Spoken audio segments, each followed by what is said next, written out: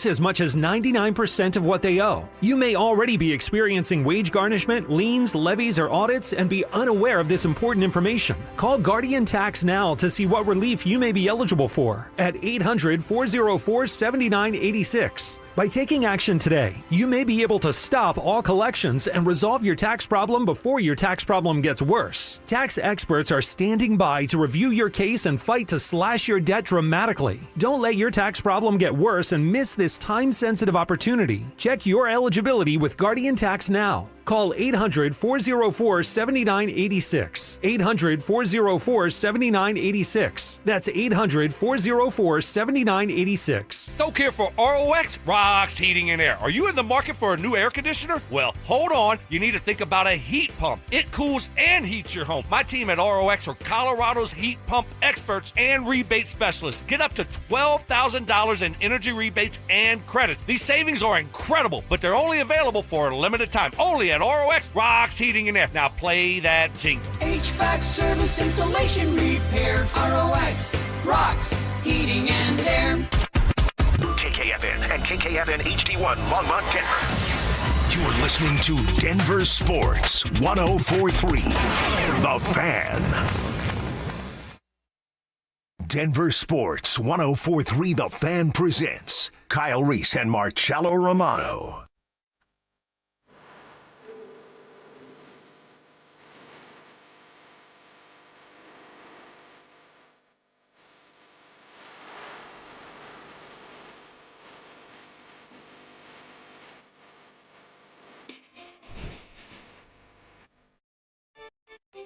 Oh, wait. Gotta turn that on. Good morning. Good morning. Ew. Wait. Yeah, get that out of there. Welcome into the Fan Weekends. Kyle Reese, Marcello Romano, Alex Becker, and yourselves on the ramoslaw.com text line 303-713-1043.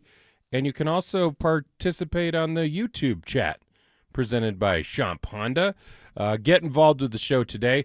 Wow, Kyle, where do you want to start, man? This is we saw an absolutely bananas game last night in the Stanley Cup final. The Knicks are up 2-0 in the NBA Finals. The Broncos got to work this past week. Whoa. The Avalanche made some moves this past week. There's plenty to talk about, isn't there? Where would I like to? Well, let me just express. Well, first of all, how are you, man? I'm doing good. Yeah. It's been a great week. I got to hang out with Alex on Thursday, and Alex and Alex.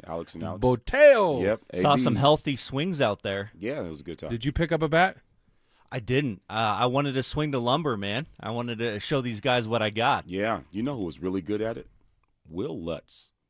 Yeah, Had surprising. Like a really smooth swing. Kickers are people too, man. Yeah, no doubt. Bandy too. Nice baseball swing from him, Michael Bandy. Yes. So there's some. Talk to the peeps. Tell them what you had going on. So last Thursday we had a benefit or a home run derby at Coors Field benefiting the nonprofit that I'm a part of. And a few of the Denver professional football players came out and participated in that. And we raised some money for some kids to participate in youth sports. So it was good, man. So there were some guys. Alex Singleton was there. Cortland Sutton was there. R.J. Harvey. Chris Abrams-Drain was there, and the list goes on and on. Will Lutz, obviously, I already mentioned. So it was a good time had by all. Cease and Mace were there. Nice. Cliss was there as well. And who won? Sut? We did. You got it. Yeah, the organization won. Well, Cliss was of course. there as well. But yeah, I can't remember who did the best. I mean, Cortland won it. There were like 13 rounds. It was Cortland? Yeah, he was Okay. the champ. Yeah, it was a lot to it. Baller! Yeah, it was good, man. And this is after they had a morning of practice, which everyone walked away from that practice raving about the first-round pick from this year, which is not the first-round pick, but Jalen Waddle, man. Everybody at the event was talking about Jalen Waddle, and like the word I kept hearing was different. Yeah. That's kind of like new age slang. You know what I mean? Like special. Yeah, special.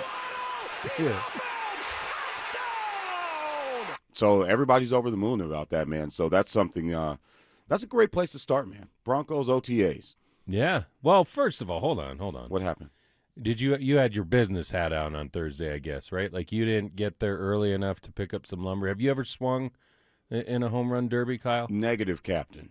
Actually, I swung a bat for the first time since 1993 last Sunday afternoon playing softball. And that was a mistake. Ooh, how'd it go? All sore all week. All damn week, man. I've hung up even my softball cleats, man. We won a championship a few years back. I broke 2 fingers, was playing shortstop. The ball bounced up, hit me right in the 2 fingers. Still made the play, finished the game. But when I got home, I'm like, they're not working anymore. No. So broke 2 fingers, took one off the knee at third. You know, you're 60 feet away, and they got some behemoth like Paul Bunyan up there hitting the ball, and it bounced, hit me in the knee. I'm like, all right, I'm good now. You come to work all jacked up, and people are like, "What's wrong with you?" Yeah, man. Like, what are you doing on the weekends? well, and then like I'm stupid because I get those competitive juices flying. I'm diving for balls. I'm sliding head first into third on a triple wearing shorts. You know Like, what they call that? What? Doing too much. Yes. You I know need to what I would relax. get into the dugout with my teammates and be like, "Why are you doing that, dude?" I'm like, I don't can't know how to help it. dial it back. I'm a competitor. Can't Yeah. help it. I only play one way. Yeah, and Exactly. everybody I'm like else Jackson Dart. I getting ain't gonna change the way exercise. I play, man. No doubt. No doubt. I may take those big hits, whatever, dude. So no, I didn't swing the lumber at all, Okay, or get a mid out. None of that. Alex, how many career home runs do you have? Like 2. I was not a power hitter. I was a speed guy, defender, and get on base, but I'm not a power hitter. But I could have hit it over that makeshift UC Health fence out there. So yeah, say I got that. I can do. And they that. were using actual wood bats. They weren't using metal bats. Correct. Depends on who was hitting, because there were some they allowed The some- high school Yeah, kids. some high school guys got out there and got a chance to swing With too, the man. metal? Yeah, so that I was bring cool. that up because the College World Series is almost about to start to happen. There's Yep. super regionals this week. I don't think you're probably watching it so closely, but Alex and I No, probably are. I saw I've softball been this week. Locked in. Yeah, I Got saw 3 teams Texas. to Omaha now. Texas and Texas Tech. I saw the women. Yeah. Yeah, that was a big deal. And Texas Tech has the biggest payroll, but still can't seem to get that done. They're getting paid in every sport there now. Yeah, man. What a career for Nigeri Kennedy, the pitcher for Texas Tech. Yeah, what a paycheck. Yeah. Yeah, what a Absolutely. damn the career on the paycheck. Yeah. They got that oil money. Well, yeah, every sport. You're going to start to see Texas Tech's going to be hoisting a few national championships here In and there. something. Yeah, because they got that cheddar. No doubt. Although, didn't they got the quarterback that's in hot water, right? At Texas Tech, Sorsby, Yeah, can't keep his hand out the cookie jar. Dude, to say the stop least. doubling up, man. Like you're already getting paid. Yeah, you got to throw out the bets there. They'll make an example out of that dude. You can't Yeah. keep doing that stuff, and man. let's not say we didn't see this coming. You know, just without the amount of money that's in collegiate sports now, and there's always been gambling, there's always been point shaving, and he's just I the don't like next. that. I don't like that at all. No, it stinks. I don't want to say it out loud, but I did because it was the truth. Well, no, and it's so readily available to even kids nowadays. Like you can bet on basically anything. Have you ever seen the movie Rat Race? Like where they basically just bet on everything. Anytime you ask me, have you ever seen the movie? Just Oh gosh, just I know. assume the answer is no. Okay. Jeez Louise. No, haven't seen Rat Race. It's another good one Okay. that you'll never get around to seeing. You still haven't seen Princess Bride, so yeah. Let's go back to the Broncos and OTAs because they finally got on the grass this past week. There was a lot of chatter about Jalen Waddle for sure, but what can we really garner from an OTA? You as a football coach, like we're just beginning the work, and there's a lot of expectations that surround the Denver Broncos now. You're no longer hunting. You're one of the hunted, and you didn't do, other than the addition of Jalen Waddle, it wasn't like a huge offseason. You re-upped a lot of the guys. Sean Payton hates to hear it. I hate that term. Run it back. Chaos. But you did. I mean, like you the addition of Jalen Waddle and the big questions, Kyle, going into this season are Bo Nix's health, Yeah. Davis Webb as a play caller, Sean Payton allowing him to do that, relinquishing. So I'm not so worried about Well, that they're going to part. let it rip. How many times have we heard that? Yeah. That does. Heard that. Yeah, well, that's the thing about football. honestly, all sports. Like from program to program, I'd say 65 to 70% of it is the same. Like everybody runs Y stick. Everybody runs some version of a scissors concept and zone concept. These things are the same across the board. It's the timing and how you present them that change from play caller to play caller. So, no, you're not going What was to be Gruden's play? Spider two wide banana. White banana. And you can run that out of like 10 different sets, out of 2 or 3 different personnel groups that I know you hate. So yes, it's just about how you present it and when you call it. So I don't worry about that so much. In terms of what you can take away from OTAs is that, one, when guys that have played football and have been together and that know football see a football player and say, that's a little something different than what we see every day, I'm going to take their word for it. And especially when that's the first thing out of their mouth. So I'm really excited about the Jaden Waddles. They didn't say that about Evan Ingram. That's not what came out of their mouth. No, they made it a point to tell you that Joker. Waddle is something a little different. So, we're still waiting for the Joker to kick in a little bit, and that can be a function of Davis Webb as well. So here's another thing that we could take away. They're playing their cards pretty close to the vest as well. I think Mason Cease talked about it on Orange and Blue tonight. You couldn't take pictures out there. There was no live video. Stay out of our business. You can stand there, but mind your business, okay? Stay the bleep out my bed. Stay out of it. There's one place you can stay for free, and that's out of my business. Mine, oh mine. Yeah. So that was kind of an interesting takeaway. But listen, I'm encouraged. I mean, the guys obviously are over the moon about the new additions. The new addition. I don't know that there's 6 of them that you want to talk about. No, I mean, well, you got your draft picks as well, but that's the big one. That's your essential first-round pick. Let me ask you this. Who's better? Take away personality, Jalen Waddle or A.J. Brown? Whoa. Ooh, I made him think. Yeah, that's a great one. How much better because listen, we're talking about the Broncos here for sure, but in the hierarchy of the AFC, there's teams that have gotten better. Probably not anyone did as much as what LA just did with the Myles Garrett trade, which is just that's bananas. Hell with them picks. And now all the rumblings of what's Aaron Donald doing? You imagine having both those cats. Like, listen, it's far-fetched. It's probably not going to happen, but I don't know. Like, the dude's still young enough. He retired early. And he's jacked. Yeah, he's a freak. Like that's all he does. Yeah, like I don't know that he wants to go and mix it up again, but I don't want to retire that early. You need to find something to do besides sitting around getting rid of your neck. What are you doing? I always thought he was going to go into the WWE after. He could, but he doesn't want to jack up his body. That's why he retired early from playing football. So I get why he didn't do that. Listen, that's a really good question. I want to get into the Myles Garrett thing at some point during the show. We're going to be here for a while, right? Yeah, we got a little under 3 hours now. That's cool. But the A.J. Brown question, because both of these players were productive as really the only receiver on their team at one point. So Jalen Waddle in Miami, okay, you had A.J., and that was okay. That worked out okay. Not to be confused with Etienne. Yeah. Although it does sound very similar now. See both guys in my head, and it's jacking me up. And then A.J. Brown when he was in Tennessee. We forget about that era of his career.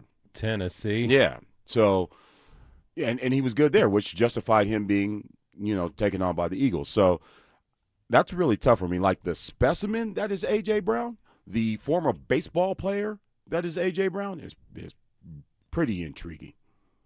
So who's better? I'm not prepared to answer that question. I'm not prepared. Who do you like better?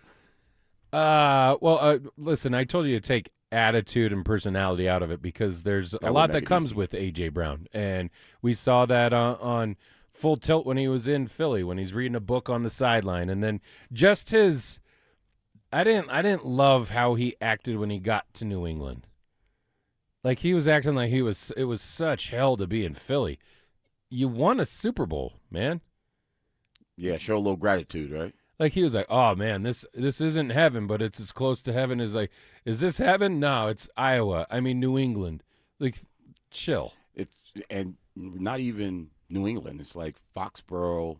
Yeah, outside in the outskirts. And listen, I just give me the athlete that is AJ Brown and the mentality and teammate that is Jalen Waddle. You heard Jalen Waddle speak. There were short answers, but your takeaway from what you saw from him when he was able to actually meet the media. I feel like this. I guess the overall tenor of what you heard from all you talked about how they kept saying it's different. He's different. It's special. It's different up close to see the way he works, the skills or assets that he has. Sut talked about a ton of it, like Cortland Sutton did. But the overall tenor of the Broncos as they get set, because 2025 now it's a memory. There's experiences that you can pull from, but it's over. The propelled expectations that happen in 2025, the one-score games, the growth of a guy like Bo Nix. Now it's different. You are one of the teams that is expected to do well. Last year, you could say they kind of spursed it a little bit. They jumped ahead a couple steps and got to a place they could have gotten to, like the ultimate, had Bo not gotten hurt. But they got there, and they were legit at the end of it. You had one big opponent in the postseason, in my opinion. That was the Buffalo Bills. And they won that football game. And you'll never convince me that if Bo Nix doesn't get hurt, that the Broncos didn't go to Super Bowl 60. Yeah, that's kind of one of those things we'll never know, like how the Avs would have fared against the Hurricanes. I'm sorry. Guess we'll just never know. The world will. 1, 2, 3. What was your question? The overall tenor of the Broncos coming out of that OTA. It sounds like fresh starts are appreciated. Jalen Waddle, he got out of a bad situation in Miami. He knows it. Now, Miami is kind of like paradise for NFL players, and nobody really minds playing down there in front of a half-full stadium, half-empty, depending on how you're looking at it, because it is Miami. But at the same time, when you're a competitor, you get tired of getting your teeth kicked in. So I get that from Jalen Waddle, and then just from the whole organization. Like, they don't mind the expectations. And because I don't think Sean Payton minds the expectations, because I don't think the Walton Penner group minds the expectations. Zero fool's gold. In terms of what we've been told? No, just even like out of them, like you can kind of fake it till you make it a little bit, right? No, but the problem is the problem is with the question is they're not faking it anymore. No, that's what I mean. They're for real. There is no, like, they have full belief that they are one of those teams that belongs in the upper echelon of the NFL. Yeah, you might have got Sean Payton. You could have accused Sean Payton of that a couple years ago when he was talking to Jared Bell in the USA Today, talking about, hey, this should be a playoff team and this, that, and the third. You might you had the 31st ranked roster. According to somebody who doesn't know what the hell they're talking about, right. Apparently. But you could have accused him of that.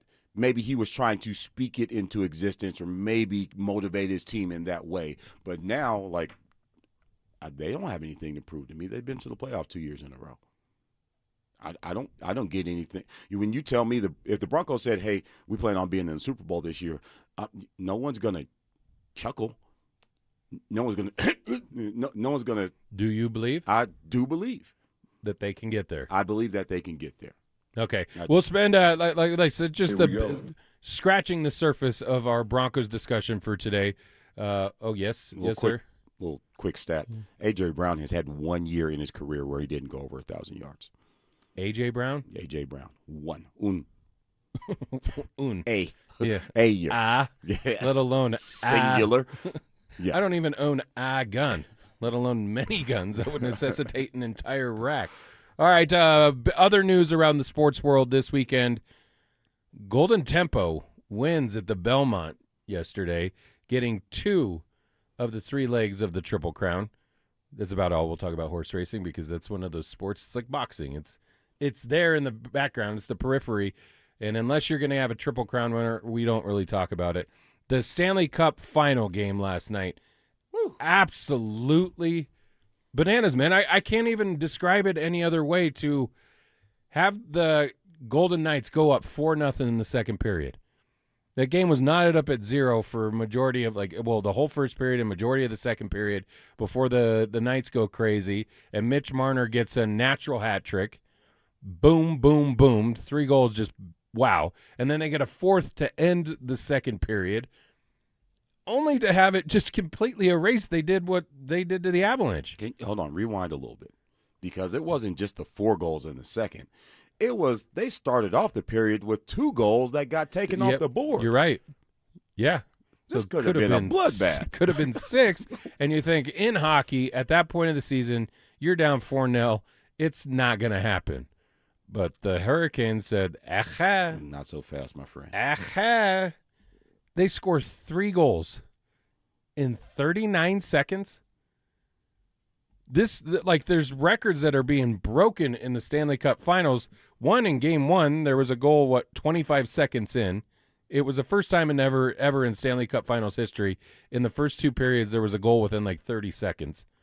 Then you had the drought that was the beginning of last night's game, only to see a flourish of 4 goals by the Knights, and then the Hurricanes respond. 3 goals in 39 seconds. They eventually knot it up. Then you get nothing in overtime. You go to a second overtime, and the way you win it is you bounce it off like the kick plate at the bottom, and the goaltender, who was replacing Fredrickson, right? Frederick Anderson. Frederick Anderson. Yeah. And goes off his skate, and game's over. Yeah. And I think they said he hadn't played since March. Bussy. Yeah. It's been a while. And he came in and he did that. If the Hurricanes could just fast forward each game to the third period, they'd be fine. Because in Game 2, they scored 3 goals in the third period as well to push that game into overtime and to win that game at home when they were getting their tail kicked pretty good. And that was a must-win situation. So it's been exciting to watch. I surprisingly have been locked in pretty good. I know you asked me last week, are you going to watch? And it's not like this casual thing. I'm like, babe, chill out for a second because this thing is getting good. So, yeah, I've been locked in. It's been a lot of fun. The problem is that Vegas they're so steady. And they don't flinch. Dude, after Game 1, when they were down 2-0, and Torts calls them over and is like, settle down. Settle down Seen now. that before. Yeah, and for them to come back, you could make a case, hadn't they not lost that game, was it Game 2? Yeah, where they had the lead and they eventually give it up and the Hurricanes split the series there. Is this just, it's some of those things that we talk about in professional sports, or even any sport, it doesn't have to be professional, but when you finally catch that wave of momentum that the Vegas Golden Knights have caught right now towards the end of that Anaheim series to sweep out the Colorado Avalanche in 4 games, and the way that they're playing right now, to your point, it's I've looked at Vegas now, it's they just need a couple minutes to figure you out. Yes. And then they know how to attack it. And that's the frustrating part. Are you watching this series with sports envy because you still believe that Avalanche should be there, or have you come to grips with the fact that it's hey, man, when Uncle Mo shows up, you got to catch that wave, and that's what Vegas has done? No, I'm not envious at all. As a matter of fact, I'm watching this series and even a little bit in the last series, and I'm watching Vegas put their body, Hannafin, McNabb, the physicality, 1, when they're checking people, 2, putting their body and face in front of the puck to win a hockey game. And I say, not only do I not want any parts of that, you want some too, old man? I don't want none of that. No. But I asked the question when I came in the studio to Alex this morning, did the Avs want any? How would they fare in this? Are they that, 1, physical, 2, committed to just, Hannafin has been, shoot it at me, and he'll tense up, but he'll still take it. Who's that? Was it McNabb that took it in his face? Right. Oh, yeah. Right below the nose. Now he's got the cage on. He's got the cage, man. Come, man. Listen, you got it. you got it, Talking about a frozen rubber puck coming at you at 90 miles an hour. Pow. Nope. Right in the frickin' schnoz, man. I don't want that. And you don't see hockey players drop like a sack of potatoes like he did. He got hit and boom, down. I don't know if he suddenly like maybe lost consciousness for a half a second, but when he arose, it was like straight to beeline for the locker room. Didn't return. You mentioned the cage that he wore last night, but that was the.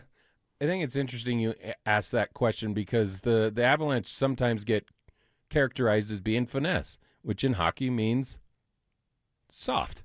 Yeah. You don't love that. We saw it in the series against Vegas where you're watching Vegas do all the things that are required to win a Stanley Cup, and that's a little bit of sacrifice that's involved there too.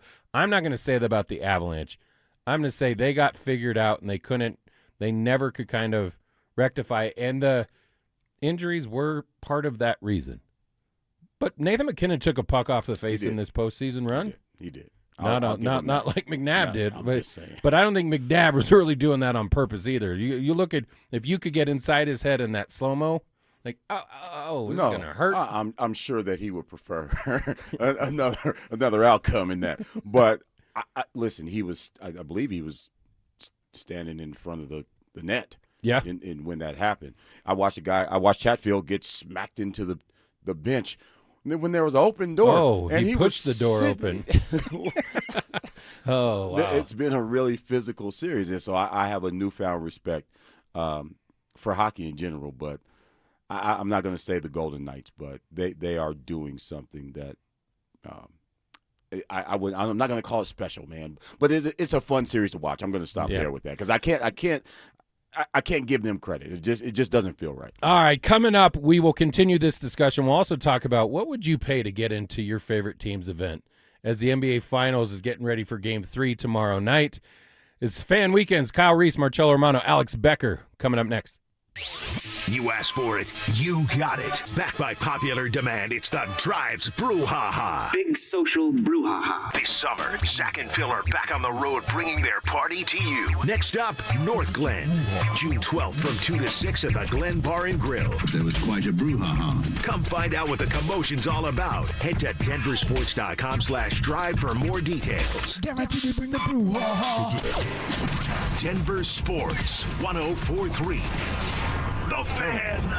What's going on, everybody? Philip Lindsay here. Denver's recent hailstorm hit hard. Golf ball-sized hail damaged shingles, cracked siding, dented gutters. You might not see it from the ground, but your roof took a beating. And I don't want you to wait around for a leak to find out. Call Monarch Construction and Roofing today for your free no-obligation storm damage inspection. Monarch works directly with your insurance company, so you don't have to. Monarch Construction and Roofing, your local Denver storm damage experts. Visit monarchroofing.com to schedule your appointment today. Monarch Roofing is your official roofer of the Denver Broncos. T-Mobile has an exclusive bundle for customers 55 and up. I'm Sarah Bowl. Yeah, I'm Frank Bowl. A reliable network is key for us. And with T-Mobile, it's been wonderful. And going to the 55 plus plan saved us so much money. A lot. And that's important. Trying to keep costs down. The home internet's been perfect. It's fast, it's quick. The setup was so easy, it took less than 15 minutes. It was like, ta-da! If you want simplicity, coverage, reliability, you want the whole package, T-Mobile has it. Right now, T-Mobile customers 55 and up can get 2 phone lines on America's best network, plus America's fastest 5G home internet for just $30 each.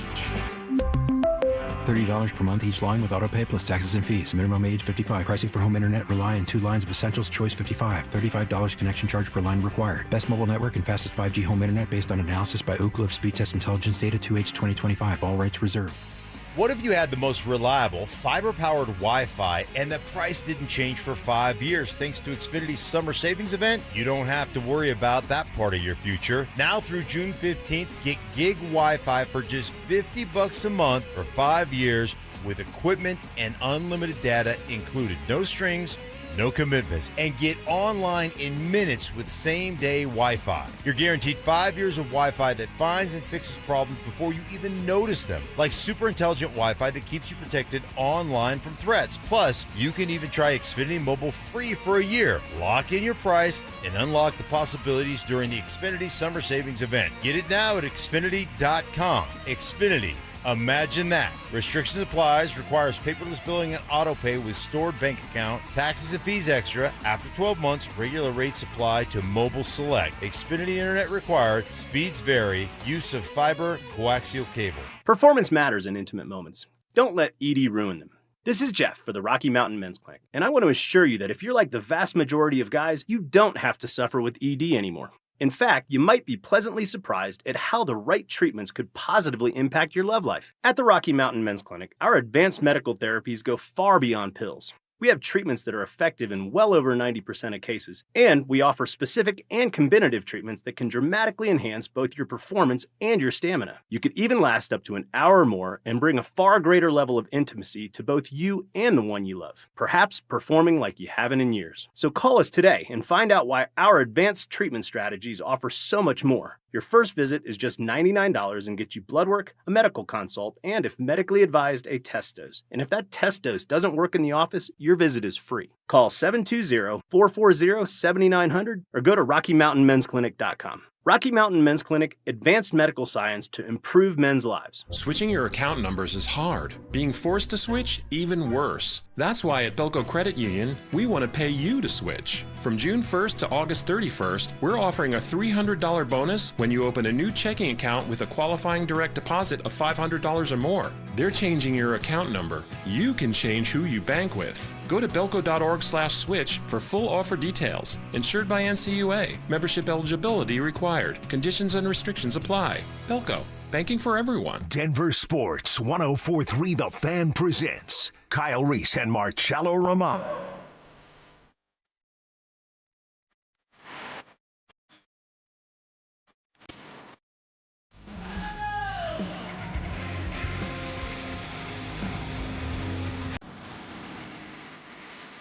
All right, back in Fan Weekends. Kyle Reese, Marcello Romano, Alex Becker, yourself, the RamosLaw.com text line 303-713-1043. YouTube chat presented by Champ Honda. Get involved with the show there. This will be I have a couple questions of the day, Kyle.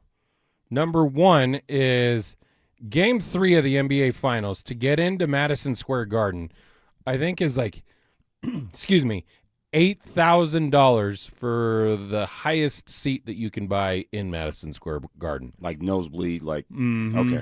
Okay. Of recent check. Like you're talking, if you want to get down to lower levels, $15,000 to $20,000. Now I don't have that discretionary income, anyways.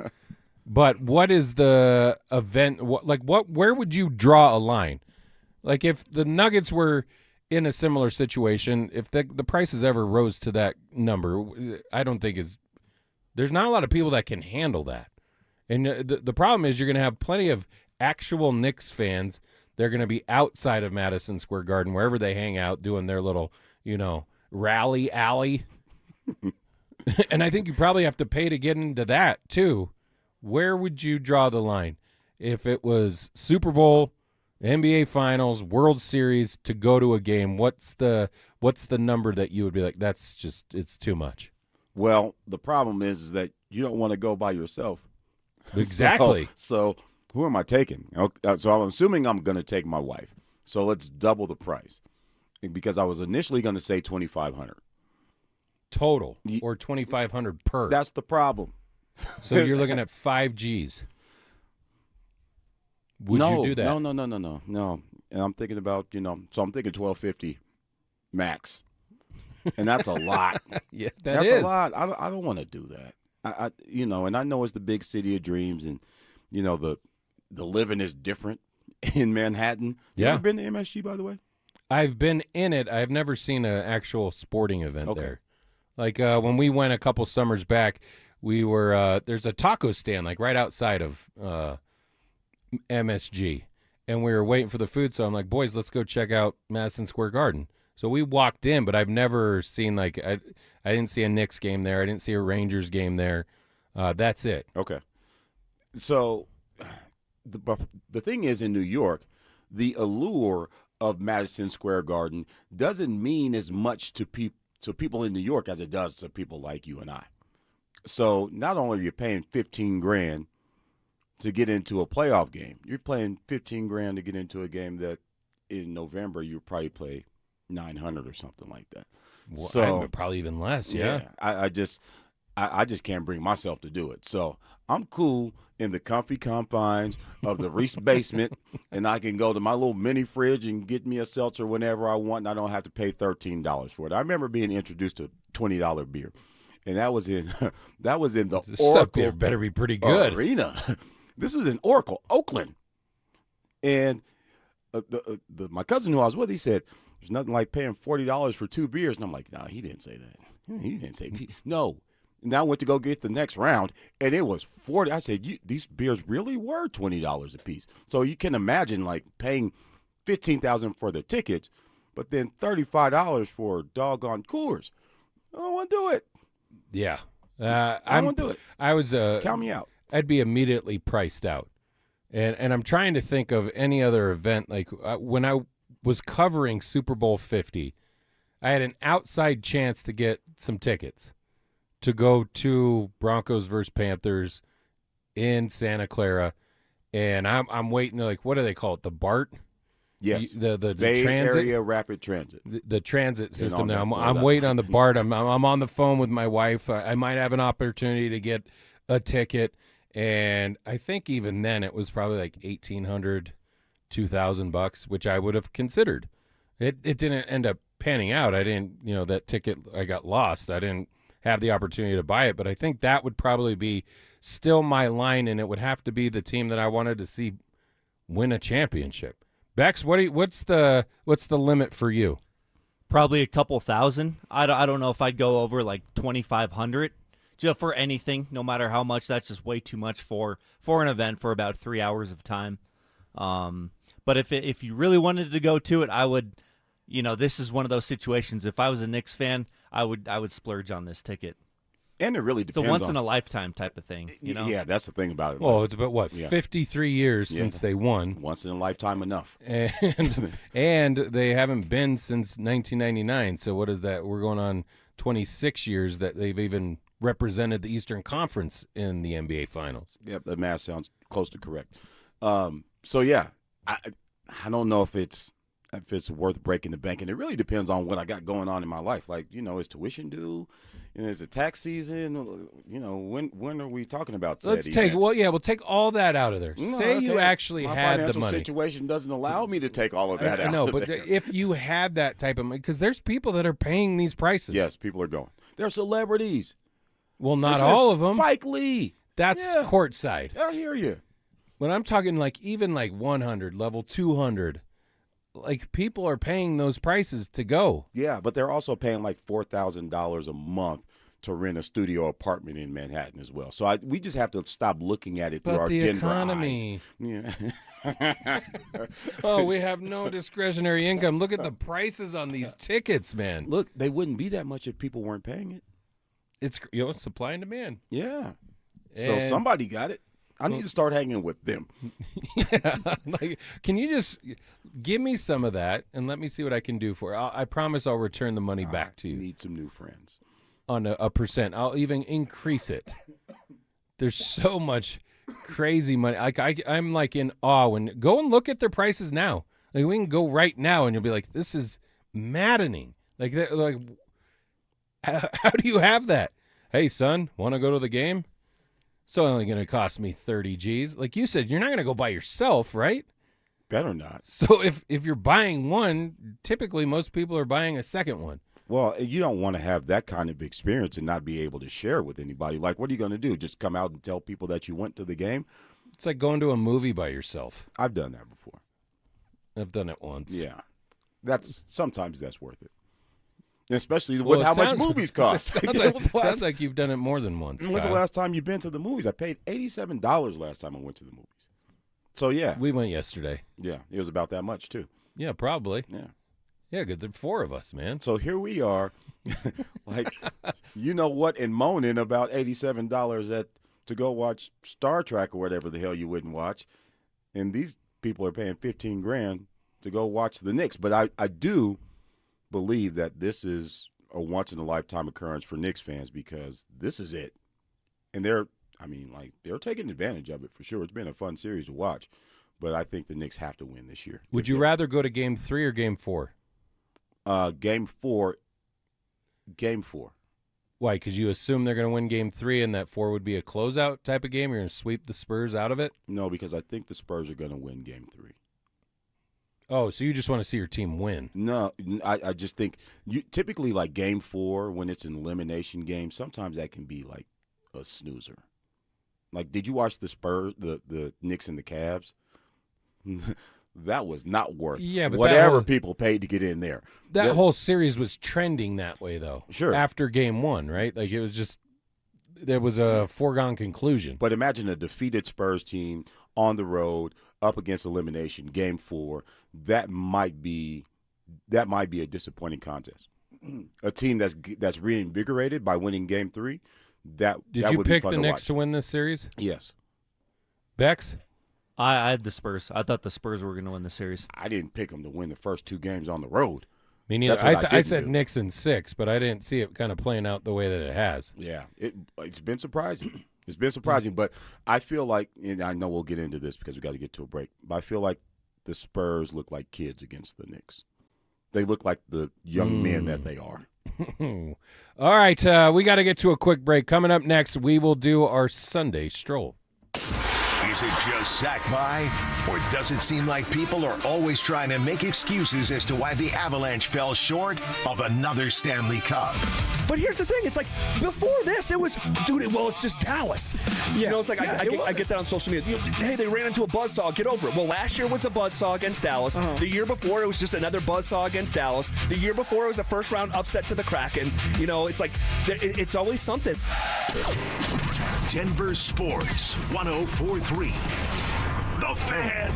In the military, the mission was clear. You knew what to do. Now, the mission has changed. Stepping into civilian life isn't about finding a job. It's finding your purpose. I wanted a career that would leverage the skills and discipline I gained in the military. IT just felt right. My Computer Career offers class schedules that fit into your life and skills in high demand. Put your VA benefits to work. Visit mycomputercareer.edu/CWP to jumpstart your IT career today. An elite CompTIA certification partner. Financial aid is available to those who qualify, including VA benefits. If you're struggling to hear conversations, TV, or the people you love, now there's an easier, more affordable solution without spending thousands. Audion Hearing makes high-quality, rechargeable hearing aids starting at just $98 with free shipping and dedicated one-on-one support in the comfort of your own home. No doctor's offices, no pressure. Clearer hearing delivered right to your door. Join over 1 million happy customers hearing life more clearly. Visit audionhearing.com. That's AUDIEN hearing.com.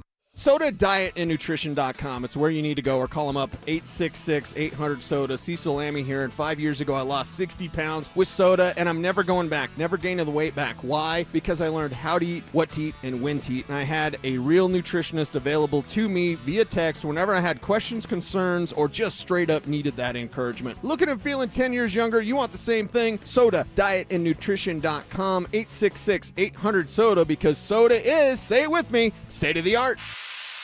Pump up the volume. Business moves fast. Orders roll in, deadlines close in. When you ship with USPS Ground Advantage, you can keep up with confidence.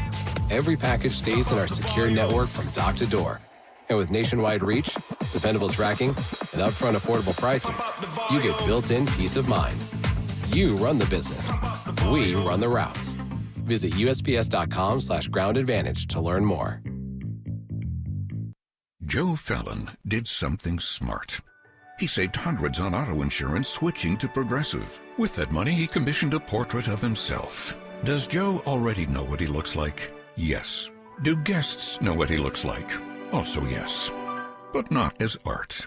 It's Joe's savings, and if he wants to spend it on a velvet painting of himself with a white tiger at his feet, we say, roar, Joe, roar. Switch and see if you could save with Progressive and treat yourself. Progressive Casualty Insurance Company and Affiliates. Every hunt tells a story. Let Ties Taxidermy in Loveland bring yours back to life. Big game, birds, fish skin mounts, and reproduction. Expert detail since 2001. Call 970-669-1119 or visit tiestaxidermy.com.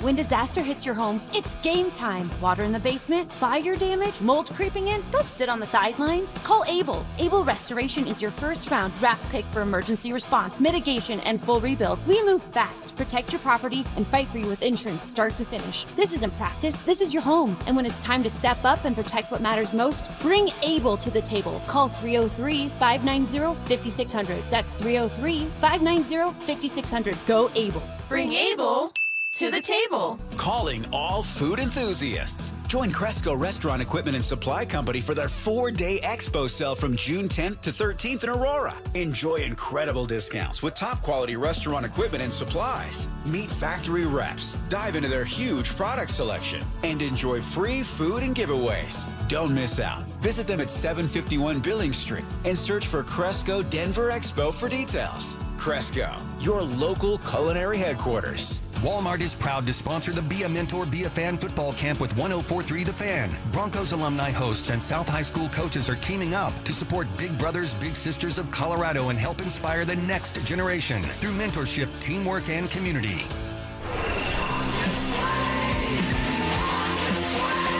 The weekend is upon us, and we're here to walk you through today's top headlines.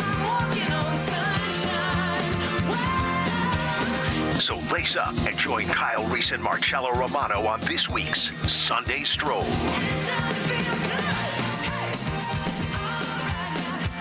Sunday morning, 7:45. We're going to take our Sunday stroll, take our walk around the neighborhood, check out some garbage cans. Kyle may call the HOA on certain people for not keeping their yard up to snuff. Yeah, stop using the drought as an excuse.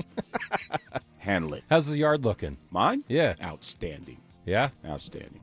Did some work yesterday. You have grass? Yes, reluctantly. I'd love to go zero scape, but my wife is just like, nah.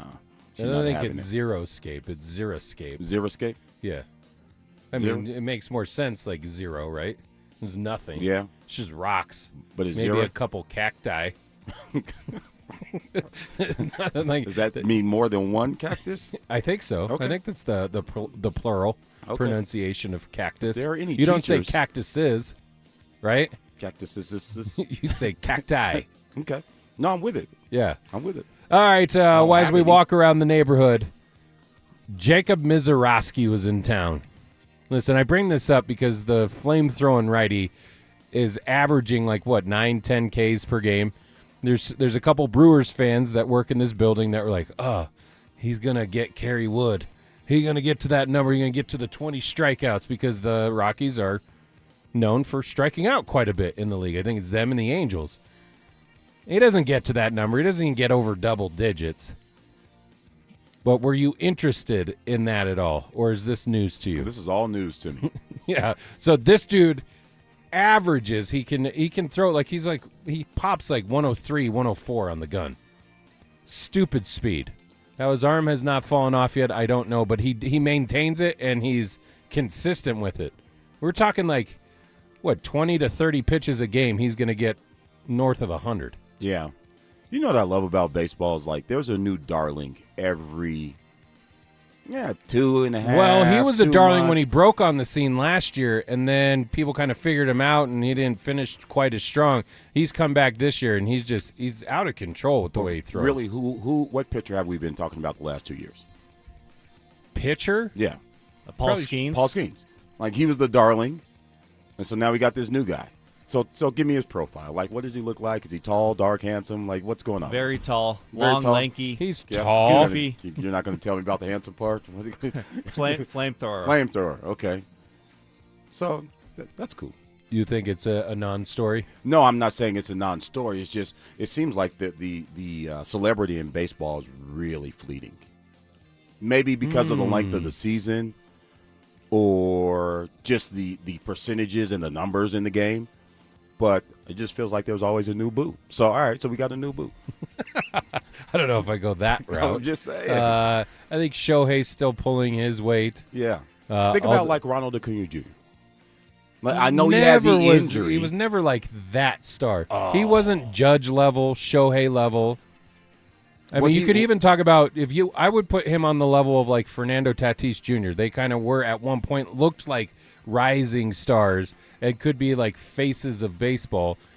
But they're not to that level of Judge, Shohei, Skeens. What was his number? Was it 30 and 40, 30 and 30? Right before Shohei did it. It was just a couple years ago before the injury. 40-40. There we go. And then Shohei got 50-50. Came like right along the next year and just completely obliterated the number. And we forgot all about the dude. Completely blowed out. So I just think it moves really fast. That's all. That's all I'm thinking about. Bex, you're a baseball guy. What do you think? I like Mizorowski a lot. He's worth the price of admission. Like you said, I think he has. They were showing the number of pitches thrown over 100 miles an hour this year, and he had like 100 more than the next closest guy. He's that legit. Did hit Tyler Freeman in the head last night. He did dome him. Freeman had to come out of the game, but Mizorowski, another great outing, and he could win the Cy Young this year. He could win the National League Cy Young easily. Check with me this time next year. Oh, you think it's a fleeting story? It's going to be Paul Skeens, Mizorowski, Acuna, or something like that. It's going to be a different dude, guaranteed. All right, we continue to walk around the neighborhood. The Belmont was run yesterday. Golden Tempo wins 2 out of the 3 legs of the Triple Crown. Any interest? Or that yard looks fine. We can move along. I told you I was doing my own yard so that the Sunday stroll, you go out past the Reese house, it would be proper. So I didn't watch Golden Tempo. I don't think it's a great name Bex, either. Nothing? I saw it. I got the notification on my phone. Good for Golden Tempo for winning again. But the first time that a woman trainer won the Kentucky Derby, and now because it's the same horse, first time that a female trainer has won 2 legs of the Triple Crown. Yard looks great. Yard looks great. Good. I feel good. You guys are doing a great job. All right, as we move along in our Sunday stroll, we talked about the crazy Game 3 last night in the Stanley Cup Finals, but the Avalanche were in the news earlier in the week, last week, as far as what was going to go on with Chris McFarland leaving to become the president, and he's the grand poobah of all things in Nashville now. It was an emotional exit for Chris McFarland. We also found out that Super Joe will take that seat back, at least for, they said, the foreseeable future, and that Jared Bednar is going to return. So, Kyle, with all of that news, what was your reaction? Good for McFarland. I'm moving on up. And so we'll see what he can do in Nashville. Don't park on the street. You left that note? No. Have I left? You know what? We'll come back to that. Yeah. So, yeah, and then Joe Sakic coming back. Obviously, like the championship pedigree and the expectations that come along with Joe Sakic. One, they haven't left. That mentality has not left the building. How that changed or differences we see on the ice, it's an exciting proposition, but I just don't know how much better the Avs can actually get. It's not like you're skating out there with a bunch of bums. These are the best players on the planet, in the league, and so they've just got to play like it. You're okay with Bednar in returning? Listen, we heard Zach By's promo as we went to break last time, and he's up in arms about it. I'm not up in arms. I'm just okay with it. You think that would be the missing piece, is to change something like that out? And number 2, he's got 1 year left on his deal. If you for a locker room knowing, you're not going to be here next year anyways, I'm not going to listen to you. I think that the Avs have a much greater respect for their head coach. That I don't think you'd have to worry about something like that. But when you've had the lack of success with this roster during the tenure that you've had this core group, and to have only gotten out of the second round twice, one of which you won a Stanley Cup, and this last one, of course, we know what happened most recently, getting swept out of the conference final. Some would say, hey, I looked at it after the season ended saying, I didn't think he should be fired because I put him to get the Knights figured out. They couldn't do it. They couldn't execute on the ice. But I thought they were going to make a move just because we saw this team fire a head coach with 3 games remaining, or not that team, but the Avalanche, who they also own, fire Michael Malone with the Nuggets with 3 games remaining in a season. I thought they were just going to get to that point like we haven't seen it. But Joe Sakic's a different cat. He's a player. He understands a little bit more for that. And you heard what McFarland said about Bednar, too. I just don't know if a lot of people, if they fail again, it's going to be one of those things. See, you should have made a move last year. Yeah, despite what many people may believe, it can get worse. And if you hire the wrong coach, because you fired a guy falling short of really high expectations, then you don't want to think about what it could possibly, like you could be losing to the Kraken again. So I think that probably crossed their mind a little bit. And I would worry about things like that if it felt like this was a culture that was fragile. Right. To me, it doesn't feel that way. So I'm just okay with it. I don't love it, but the question is always out there, okay, you don't want Jared Bednar back. Who are you going to get? And unfortunately, Pete DeBoer is not available. So he would be at the top of everyone's list in terms of pushing this team past the I don't know that he finals. and it doesn't seem like he would mesh well with this roster. I think personality-wise, he's a different cat than But you need Bednar. a different cat. You could make that argument, yeah. I And think he didn't have any problem beating the ultimately, Avs. yes, the injuries were part of the reason, not an excuse, but part of the reason. But ultimately, it was your guys didn't perform when we expected more out of them. You could put that on a coach, but I don't think. I mean, that's more of a player thing to me. What do you think the ultimate job of a coach is to do? It depends on level for me, I guess. I would always say at all levels is to inspire. And then just knowledge. I think always having a solution to whatever problem is Say like getting the most out of your guys. They got to want to play that's for your you. job. They got to want to play for you. That's a great question. I think we dive back into that when we get back coming up next. Parents, looking for a fun way to get your kid active this summer? Are you kidding me? DenverSports 104.3 The Fan's third annual Be a Mentor, Be a Fan Youth Football Camp is back. Brought to you by Walmart. Saturday, June 27th at Denver South High School's All-City Stadium. Your child ages 8 to 14 will learn the fundamentals of football in a safe, hands-on environment from people who played the game at the highest level. We're talking former Denver Broncos Mark Schlereth, Philip Lindsay, and Brandon Stokely, along with a trusted coaching staff from Denver South. And every dollar raised goes to Big Brothers Big Sisters of Colorado. So your family is giving back just by showing up. Sign up today at denversports.com/camp. That's denversports.com/camp. Hey, it's Mike Evans. With all these Bluebird days in Colorado, enjoy the view through energy-efficient windows from Bluebird Windows and Doors. All June, it's their Buy More, Save More event. Save up to 20% on your window and door projects. And when you mention you heard it from me, you'll save an extra 5%. Bluebird's family-owned, serving the Front Range for over a decade, with windows, doors, and siding built for Colorado's harsh climate. Financing available. Visit gobluebirdco.com. Bluebird Windows and Doors. Make today a Bluebird day. Download to see if you qualify. Not all customers will qualify. Transfer fees may apply. No Albert subscription required. Albert is not a bank. Albert Instant Loans are issued by FinWise Bank, member FDIC. Not an actual client. Terms apply. Kylie, what's wrong? I just got hit with a car repair bill. I'm behind on rent, and I feel like I can never save any money. Have you tried the Albert app? Albert is your financial assistant, helping you find ways to save and create custom budgets to actually grow your money. Plus, you can get up to $10,000 for big expenses, or advance up to $1,000 fast when you need cash right away. Albert can get me up to $10,000? Exactly. Albert spots you in a pinch and helps you grow your money in the long run. I'm downloading Albert right now. Download the Albert app and use promo code THRIVE to borrow up to $10,000 for whatever you need. The Albert app helps you budget better and save more money so you reach your financial goals faster. Download the Albert app right now and use promo code THRIVE to borrow up to $10,000. Use code THRIVE to borrow up to $10,000. Hey, John, why so glum? I just got let go. The company's downsizing. This is the third time in the last 2 years.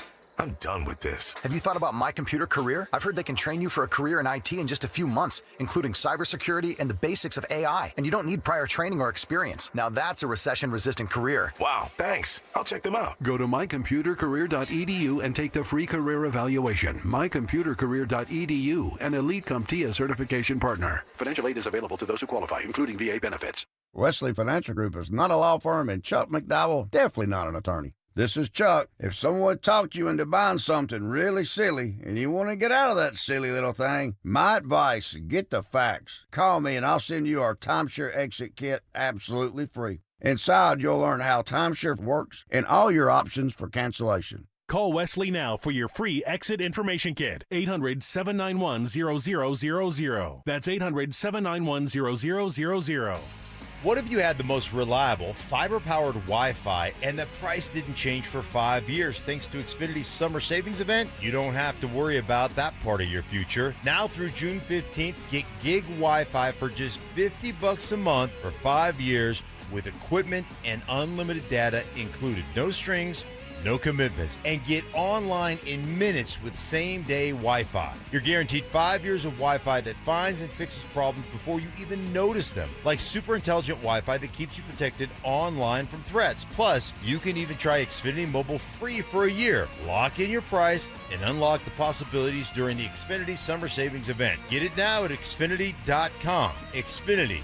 Imagine that. Restrictions applies, requires paperless billing and auto pay with stored bank account, taxes and fees extra. After 12 months, regular rates apply to Mobile Select. Xfinity Internet required, speeds vary, use of fiber, coaxial cable. Switching your account numbers is hard. Being forced to switch, even worse. That's why at Belco Credit Union, we want to pay you to switch. From June 1st to August 31st, we're offering a $300 bonus when you open a new checking account with a qualifying direct deposit of $500 or more. They're changing your account number. You can change who you bank with. Go to belco.org/switch for full offer details. Insured by NCUA. Membership eligibility required. Conditions and restrictions apply. Belco. Banking for everyone. KKFN and KKFN HD1 Longmont, Denver. You're listening to Denver Sports 104.3 The Fan. Denver Sports 104.3 The Fan presents Kyle Reese and Marcello Romano.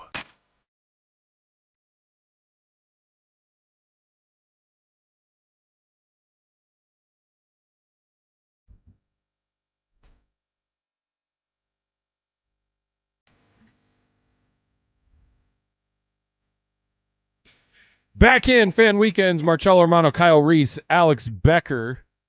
You get involved with the show on the RamosLaw.com text line, 303-713-1043, or on the YouTube chat presented by Champ Honda. You asked a very interesting question as we went into the last break. I'm going to reset it. What's the most important job of a coach? That is not what inspires people. Help me help you. Help me, help me, help me. What was Cuba Gooding's character? Rod Tidwell. Rod Tidwell. Yeah. In Rod We Trust. That was a good one. I did see Jerry Maguire. You are my ambassador of Quan, man. Did see Jerry Maguire.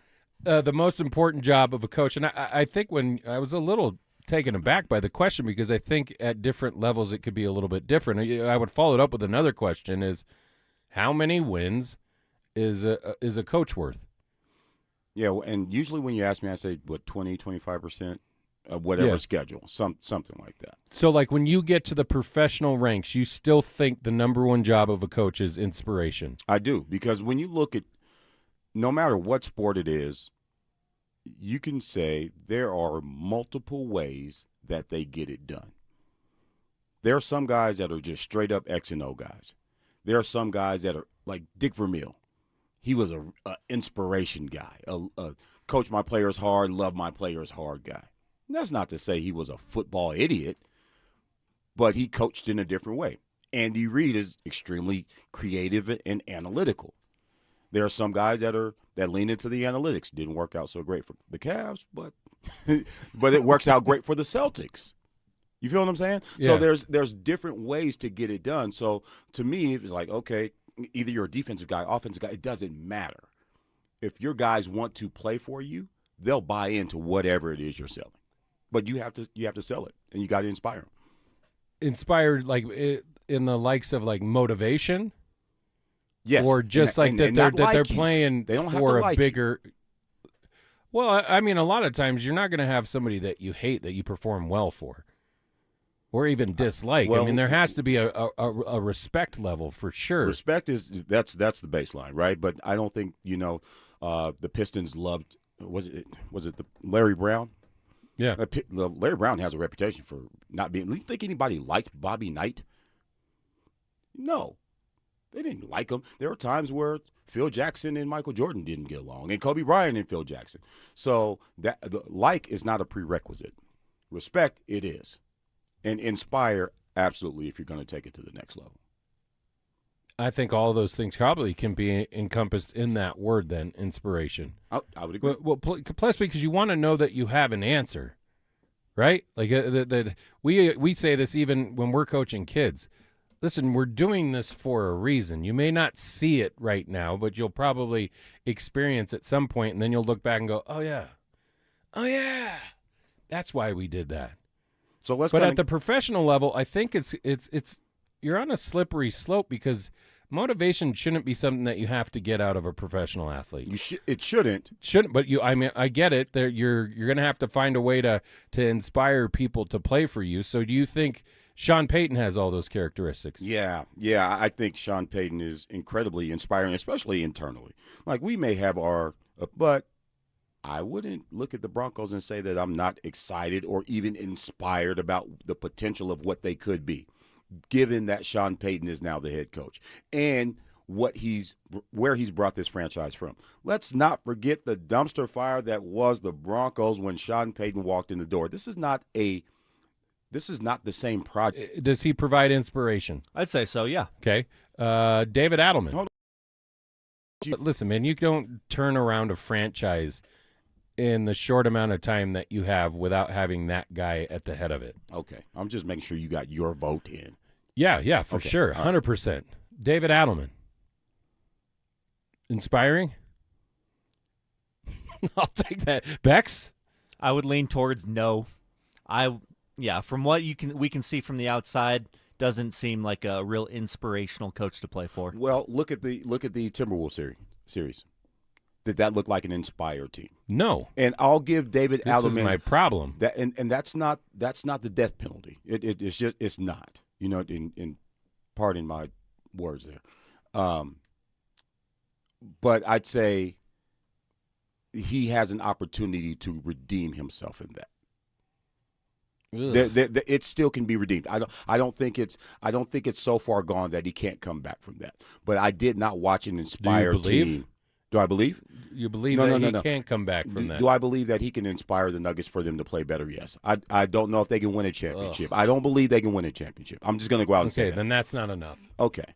Because you only have a little bit of time left with this group. Don't do it. But you're getting ready to say the best player in the world. Nikola Jokic is no longer the best player in the world.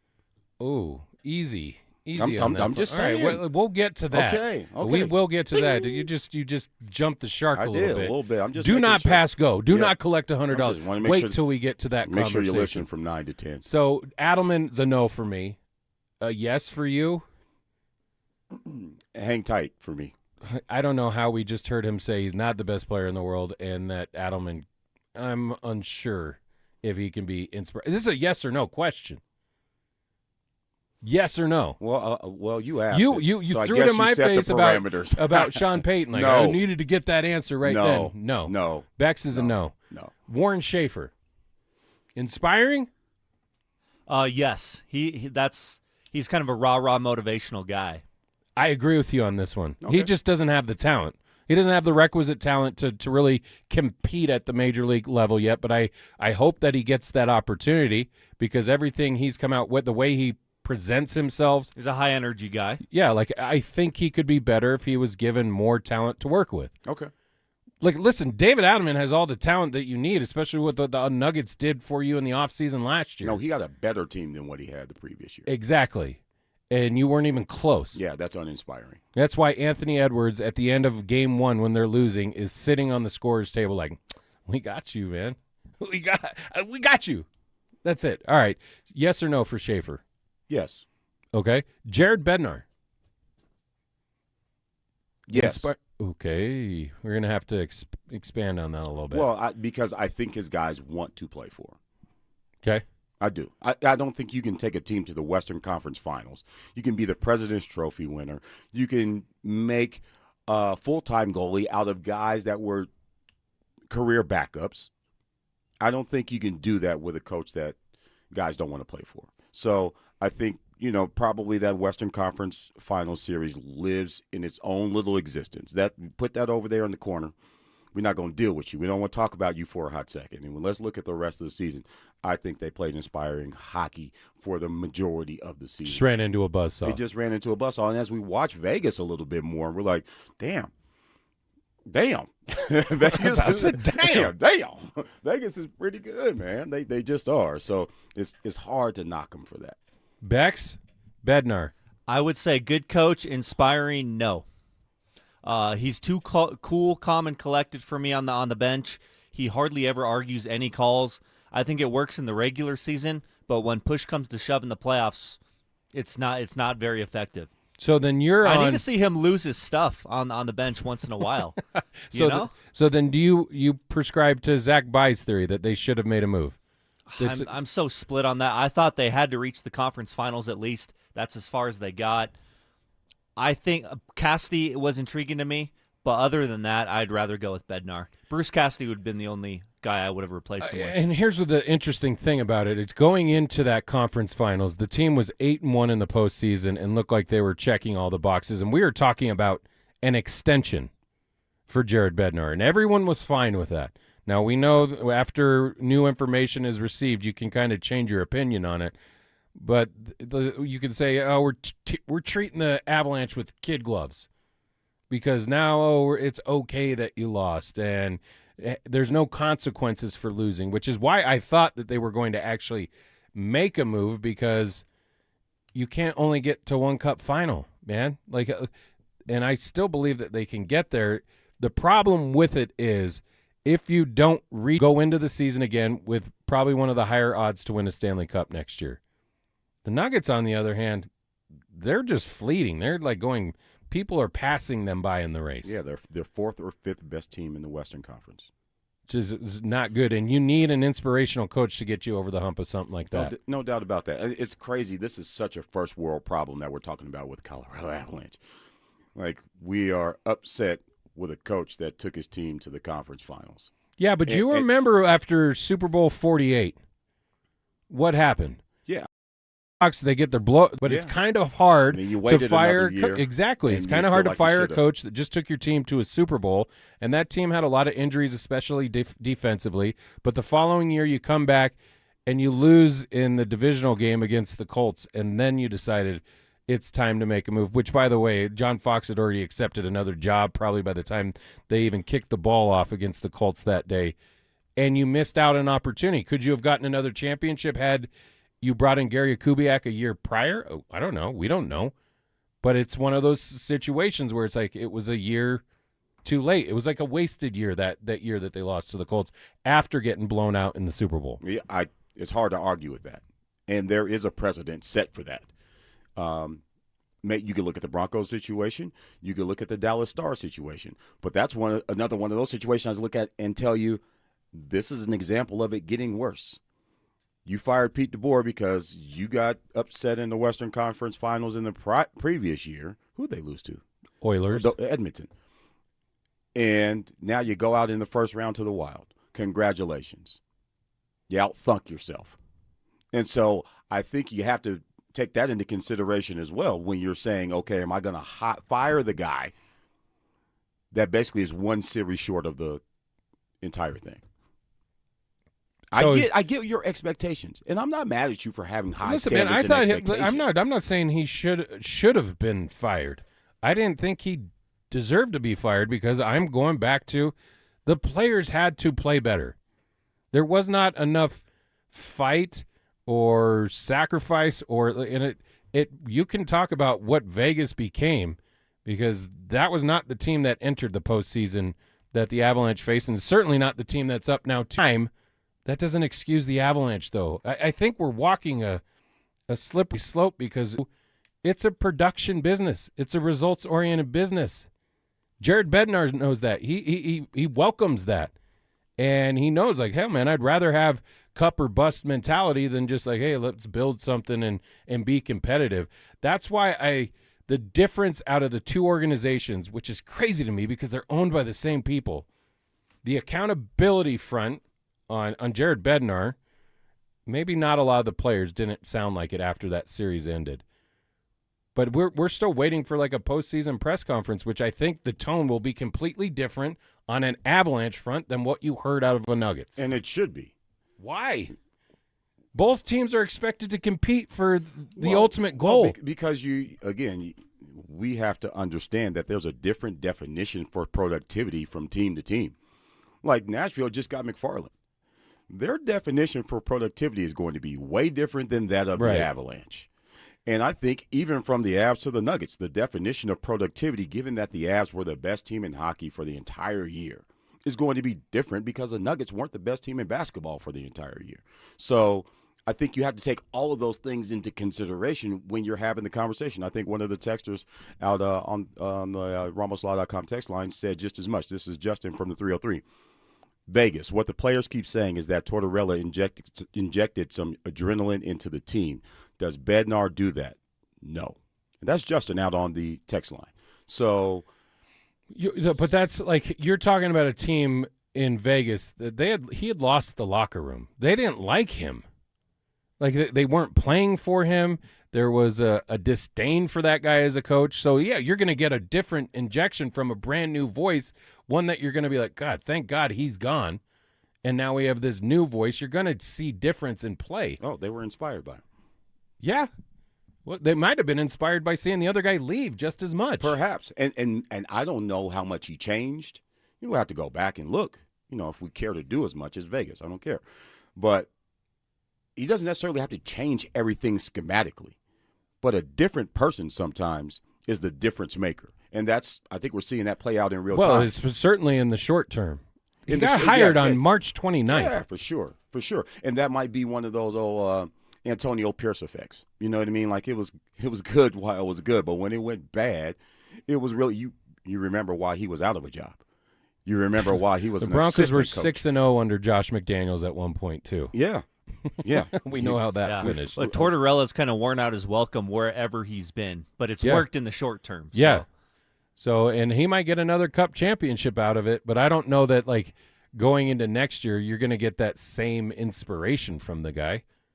Yeah, let's see if he can do it over the next 2 years. And then to ask another question, which after a championship and knowing legacy's on the line, how much inspiring do you have to do as a coach? Like, you know what it takes. You know what it takes to get there. And for whatever reason, the players didn't perform to that level. Brock Nelson was a ghost in the playoffs. Not just this series was like when he finally, he may have got the yips or something. Dude fell down with no contact. And 13 seconds later, a goal was scored. Hey, man, skating is hard. Another time, he's pirouetting in front of Devon Tapes, who's trying to clear the puck, and he's like in his way, his own teammate. That turns into a goal. Your boy, Marty. He was assist merchant, right? But he didn't score. Nathan McKinnon in the conference finals didn't score. Yeah, I'm trying to figure out why you didn't start with him. What do you mean? Why you didn't start with Nathan McKinnon? He's the best player on the team. He's the best player in the league. He's the best player in the world, according to you. So why don't you start with him? You think he was the problem? I'm just saying, I brought him you're up. You're going to hold Brock Nelson accountable before you hold Nathan McKinnon accountable? No, not at all. Not at all. Okay. All right. I think you put him in front of Jared Bednar, too. As far as lack of production? Yes. I think that's fair. That criticism is fair. I brought him up. But listen, dude, like third, fourth, something like that. He's the reason they lost that series, or is it because, listen, man, you can only do so much. Yeah, like you can put on the Superman cape and try and will your team. Hockey's different like that. You can't even affect a game like basketball. You can have a guy take over, right? Like we saw in Game 1 of the NBA Finals, Jalen Brunson didn't play well throughout the first 3 quarters, and he's just a closer. He did that in the previous series when they came down from, 22 back with 7:50 left against the Cavs. He just became unstoppable. Hockey's different in that front, although we saw Mitch Marner go hat-tricking it last night. That's the name I just wrote down. But that's crazy. Yeah, but these players are capable of that. And this is how torn both you and I are. But now you said, okay, coach is only responsible for so much, and now we're talking about a player who didn't hold up his end of the bargain. You brought up Mitch Marner. What was that? and you said a natural hat trick. You remember that guy? He went off in a period as well and had 3 goals. Was it 3 goals that he had in that game as well? Yeah, it was a hat trick. They were up 2-0 going into the third period. Telling me that these dudes are dudes, then they have to have a dude moment. And, Nate Dogg didn't have a dude moment. Which is why I don't believe that Jared Bednar should be fired. Because I'm putting more of the onus on the guys out on the ice. Okay. I think that's fair. And that would include Nathan McKinnon. That would be a great question to ask Zach. Are you inspired? I know the answer is no. That's obviously no. But I think a lot of that is the fear of if you fail again. Yeah. Which that's more of the history.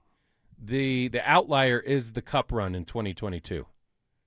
Because every other season, it's either you've been bounced before the second round and you've gotten past it only twice. One, you won a Cup. I get that.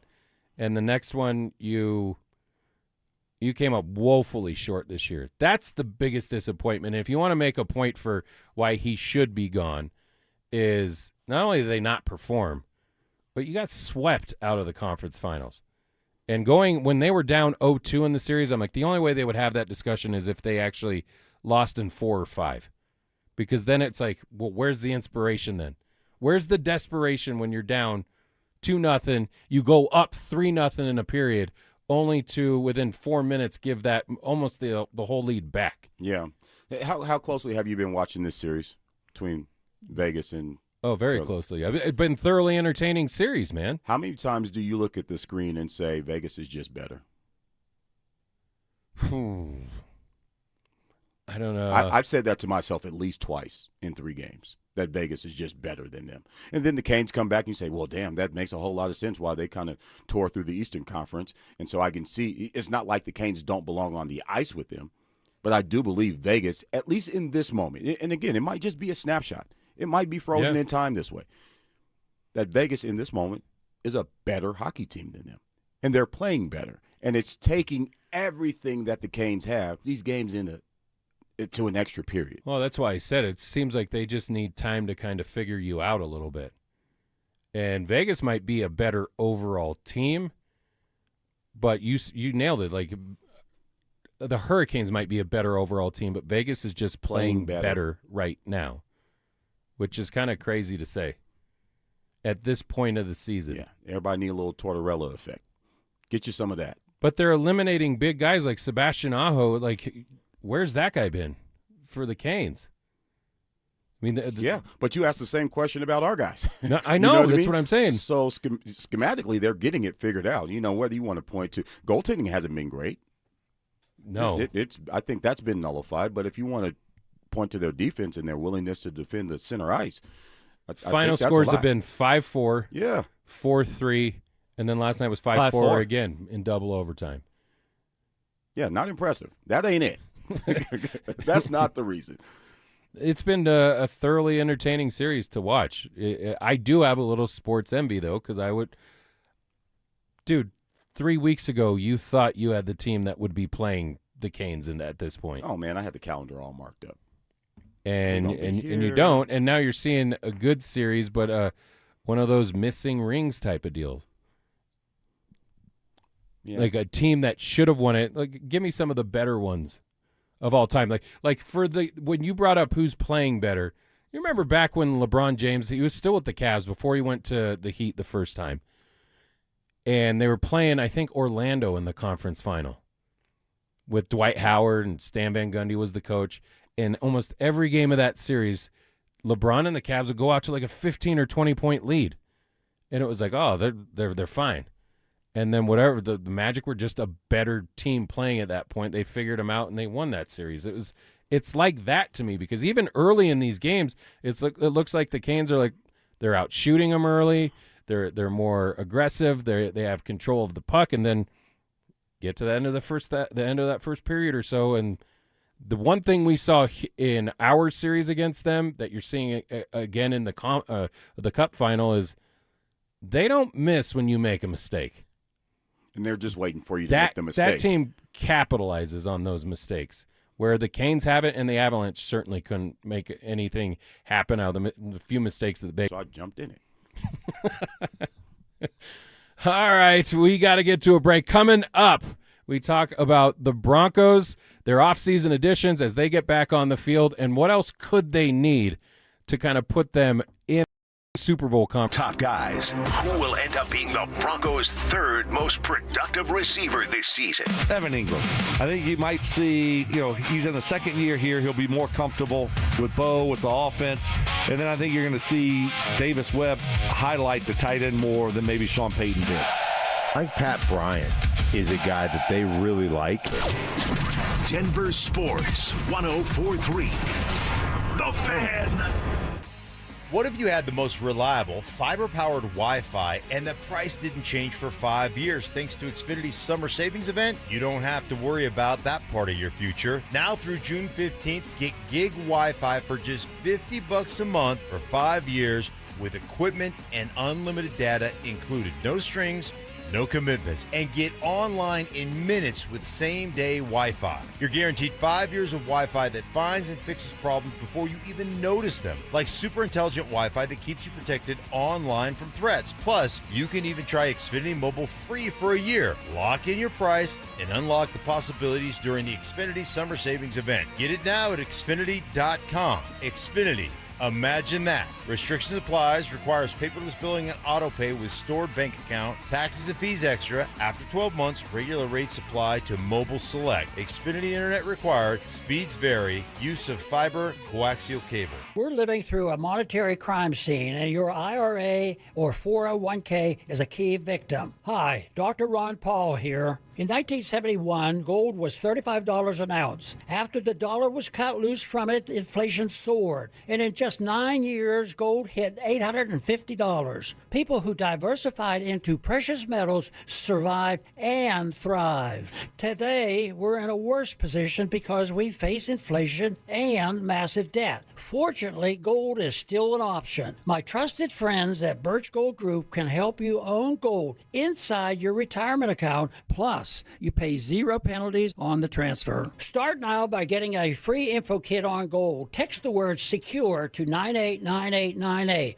We're facing the same monetary chaos as the 70s with significantly more debt. Get your free info kit from Birch Gold. Just text SECURE to the number 989898. When disaster hits your home, it's game time. Water in the basement, fire damage, mold creeping in. Don't sit on the sidelines. Call Able. Able Restoration is your first round draft pick for emergency response, mitigation, and full rebuild. We move fast, protect your property, and fight for you with insurance start to finish. This isn't practice. This is your home. And when it's time to step up and protect what matters most, bring Able to the table. Call 303-590-5600. That's 303-590-5600. Go Able. Bring Able to the table. Where will you find her perfect engagement ring? There's only one fine jeweler in Denver with all the world's top bridal designers. I'm Dylan Williams. And I'm Shayna Williams from Williams Jewelers. Only here in our bridal design gallery will you find Gabriel & Company, A. Jaffe, Hearts on Fire, and the legendary Tacori. Thousands of diamond engagement rings from every style and every price range. If it's on her Pinterest page, it's here. Add to that our famous Williams Jewelers Diamond Bar with almost every size, shape,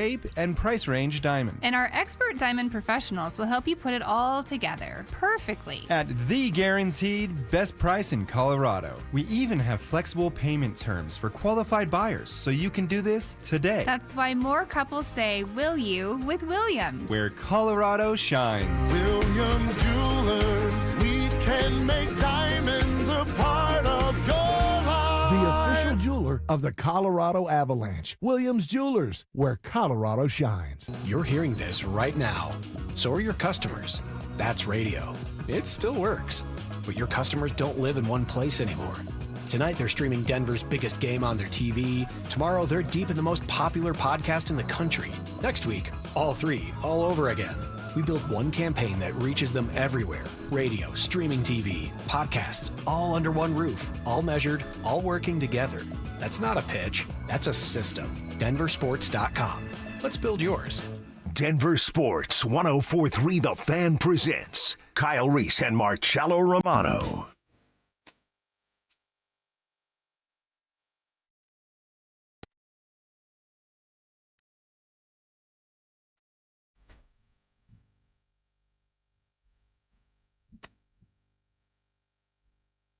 Back in The Fan Weekends, Kyle Reese, Marcello Romano, Alex Becker. We call him Bex on the ones and twos. Are you cool with that? What was your nickname? Yeah, people just call me my last name usually. Becker, Bex, whatever. I think, I think it's different in different sports, right? Like basketball players, they always just go with the initials. Like I'm trying to rename Dante Gomez when I'm doing Denver Sports Tonight to the Mez, but everyone just calls him DG. That's a very basketball type thing to do. DG, they call Zach ZB. Maybe. You don't do it with Phil because PL it doesn't really ring.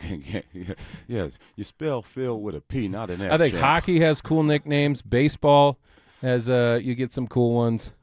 Yeah, whatever it is, I don't care. It just has to be organic. It can't be something that you gave yourself. Oh, no, you can't do that. Yeah. No. What was yours? I don't really have a nickname.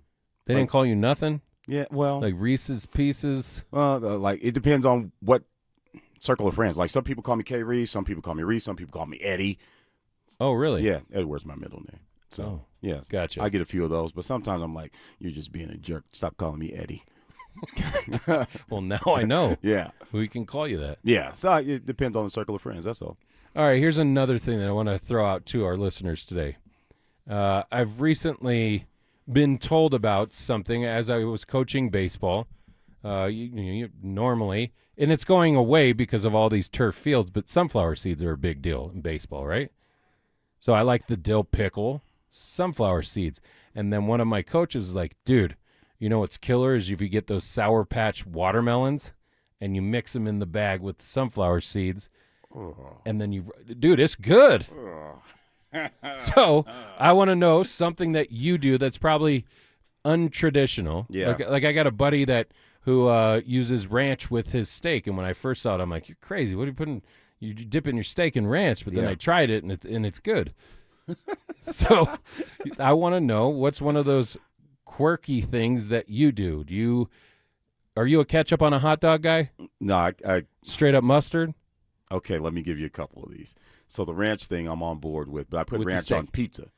Oh, yeah. But I don't like ranch on salad. Wow, that's strange. Yeah, okay, cool. So there's one quirk. Ketchup I don't like I like it on two things. Fries, sometimes, and egg rolls. Oh. Well, you ran out of sweet and sour one time, huh? I don't know if I messed around and put it on there on accident. I swore I saw my mom do it, but when I told her about it when I was a adult, she said, I didn't do that. What the hell are you talking crazy, about? man. That wasn't me. What are you talking about? I never put ketchup on a damn egg roll. But definitely not on a hot dog. I'm just straight up mustard. I like a Chicago-style dog. So give me the sport peppers, the neon green relish, tomato, and a little celery salt. Yeah, give me that. I don't know what it is. I've never had a hot dog with just mustard. I could do it. Which I think a lot of people like. Are you a mustard guy, Bex? Yeah, but not just mustard. It's got to have other stuff. Yeah, that's diabolical. Just the but yellow mustard. That's like a traditional. You go to Chicago and it's like that's straight up mustard, man. Yeah, man. It probably doesn't come as a surprise to you, but like I'm a sour guy, like a little cantankerous. So what does that mean? I like bitter stuff. I like vinegar. You know what I mean? I like salt and vinegar chips. Yeah. I like bitter. But by the end of it, you look like Jim Carrey and me, myself, and Irene, right? Oh, dang. I'm with you. A hot dog, I'll go ketchup with mustard, and then I'll do like the sweet relish. Put all that on it, and I'm good with it. But as far as the peppers and stuff, I don't know that I can. Our guy Gerardo in Greeley says, bro, I eat beer salt as a snack. I hope you're in your 30s because when you get to the 40s, you can't do that anymore. But enjoy. That's kind of cool. Here's another one. So you must have got hip to that when your wife or your girl was pregnant because that sounds disgusting. Yeah. Pickles. Any quirks that you have, Bex, that people are like, why are you doing that? Not really. I mean, I like putting Tabasco on my scrambled eggs and stuff, but I don't think that's crazy. No, that's okay. Yeah, that or a little Cholula. And, yeah. Still using Tabasco. Ketchup on scrambled eggs? I don't like eggs. Oh, really? Not at all? Not at all, but definitely not scrambled eggs.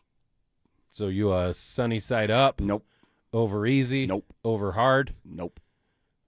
Then which one do you like? I'll eat an omelet. Poached? I'll eat an omelet. I'll eat some egg foo That's young. scrambled. Yeah, but it's got like scrambled, but with like stuff in it. You know what I mean? Yeah, like, it's not quite the same. But yeah, just like straight up scrambled eggs. Nah, the smell. Just can't do it. I can't do it. Yeah, that's good for you though. Yeah, heart healthy. Maybe I should. So you don't like make your kids eat eggs? No, they eat it. Oh, just not me. Yeah, and I don't even cook. What about milk? Nah. Big milk fan? No. Lactose intolerant? Yeah, man. You don't want to hang with old Reese after that. No, milk was a bad choice. Yeah, no. I immediately regret this decision. All right, get involved with the show. You can give us some of those if you wanted to do it on the RamosLaw.com text line, 303-713-1043. You can also hit us up on the YouTube chat. That's presented by Champ Honda. Give us some of those quirks. There's a bunch already flying in, so keep them coming because there's some crazy ones out there, and I think you almost have to try them. I started it off by saying, do it, man, and I have some down in the truck right now. The dill pickle seeds, and I threw in the watermelon. You don't eat it like all together. You just, in a handful of seeds, there's like one of those. And then at the end of it, it just kind of offsets the flavor. It's money, dude. You're getting like the residue from the Sour Patch Kids onto the sunflower seeds. Is that what you're after? Is that what we're trying to do? Yeah, I mean, well, it's just the combination of the two flavors, and then you don't like eat them at the same time. You work your way through the seeds, and then at the end of it, you get a prize, and it's that watermelon Sour Patch, dude. Dust. I like to call it the dust. So are you like David's or Biggs? I like Spitz is my favorite, actually. Neither. Okay. Yeah. All right. David used to own the sunflower seed game.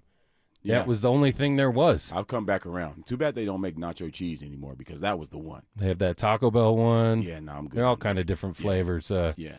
Smackin's a new brand that has like churro-flavored sunflower seeds. So maybe that's where this came from. But if you haven't tried it, I would encourage you to do so. All right, we only got a couple minutes left after the derailment. Sorry, that was my bad. The Broncos hit the field this past week for OTAs. We did find out that Bo Nix was there throwing off to the side before people got there. I think that's a big question going into the season, as 2025 is now just a memory, and it's experiences that you can pull from, but it's over. We are moving forward. Did the Broncos do enough in the offseason with the addition of Jalen Waddle, bringing back some of the same guys, or is there more moves that can be made, Kyle? Is there, after you saw what the Rams did this past week to acquire Myles Garrett, and, of course, the rumblings of, could Aaron Donald return, are they the odds-on favorite to win the Super Bowl, and did the Broncos do enough to compete with a team like that? As a football fan, I'm going to make a confession. I don't know if I'm going to How many days since your last confession, sir? Yeah. I don't know if I'll be invited back after this, but I kind of like the Rams, man. Like, it's kind of fun to watch what they're doing, the way they – F them picks, dude. The picks are gone. Maneuvering the salary as soon as Myles Garrett gets to town. They're going all in. They're going all in. They got, 2 years left probably with Stafford at a high level. He just won an MVP. I don't think he's going to fall off, but then to add that to their defense, not to mention, who else did they get in the offseason? Trent McDuffie. They ain't playing. No. He ain't playing. No, and I'll trade you this first-round pick that might work out. For a chance to get a championship. For a guy that I know will work out. And I think it's going to set a different dynamic up for the next 5 or 10 years on how teams in the NFL view picks. Really? I do. Well, especially if this thing works out. Who is it? Is it Snead? Is that the dude who's running it? Like Les Snead. Snead. He don't care, man. And it's working. It's working. Look at the Rams over the last 5 to 10. Oh, you have a championship. You would trade. They were. Places. I don't know. Maybe you go back to that Thursday night game with that crazy backwards pass. Was it, though? That was stupid. Yeah, it was. But that changed the whole trajectory of the remainder of the season, because if you win that game, Seattle probably has to come to you in the postseason versus you going there, and we know what happens. Seattle ends up winning. Is it them, then the Rams? Or is it the Rams, Seahawks, and then where do you put the Broncos? And if there were another move that the Broncos could make, either in this offseason or early next year, what would it be to get them in that level? Well, it depends on who you talk to, because I think the Broncos are, the last time I looked, 7 or 8 odds to win the Super Bowl. So there are quite a few teams. I think the Bills are in front of them. I'll have to look at it during during the Chiefs or something like that. Eagles maybe. So, yeah, it depends on who you took. But I like what the Broncos have done. Was I disappointed that they weren't more aggressive on Devin Lloyd? Frankly, I was. I'll be honest with you about that. But you don't look at the roster and say, man, they really stink at that position. No. They can get better, yes, but there's not a position on the roster you say, man, but it's they also flat not out like stink. star-studded, right? Not yet. Not yet. But all right, we got to get to a quick break. When we come back, Alex, you got questions? Oh, I got questions. We got answers coming up next. It's the ultimate showdown for a great cause. Setting up the ultimate gold medal showdown. On June 11th, Brandon Stokely goes head-to-head with Zach By in 100 Holes for Kids. 100 holes of golf. It's a one-day event all to raise money for Recruiting Classroom, whose mission it is to help kids play sports. Who will raise the most? That's where you come in. Pick your player, make your donation, and help kids win. To support Brandon Stokely, head to StokelyCares.com. To support Zach By, head to ZachCares.com. Colorado, it's time to take our recycling to the next level. That's why Recycle-On Colorado is bringing you more curbside and drop-off service from peaks to prairies. Guidelines as clear as our skies, so you know what goes where. And the price? As free as gawking at bighorns on I-70. You deserve a recycling system you can count on, like your puffiest winter coat. And we're here to give it to you. Learn more at recycleon.org/Colorado. Do you have a good lemonade recipe? I'm looking for one. This is Jay Rickstrew for Alpine Bank, member FDIC, an equal housing lender. Now that summer is here, so are new opportunities. Fresh as a glass of lemonade. Maybe a home project is on your mind. Would your family like to take a camping trip somewhere fun? Whatever you'd like to make happen this season, Alpine Bank would like to be part of it. There are so many helpful tools and resources we offer to make this a great summer. Please give us a chance to tell you more about them. Stop by sometime soon. Oh, and if you have that lemonade recipe, bring it along too.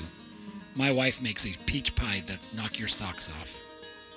Alpine Bank, committed to Colorado and you.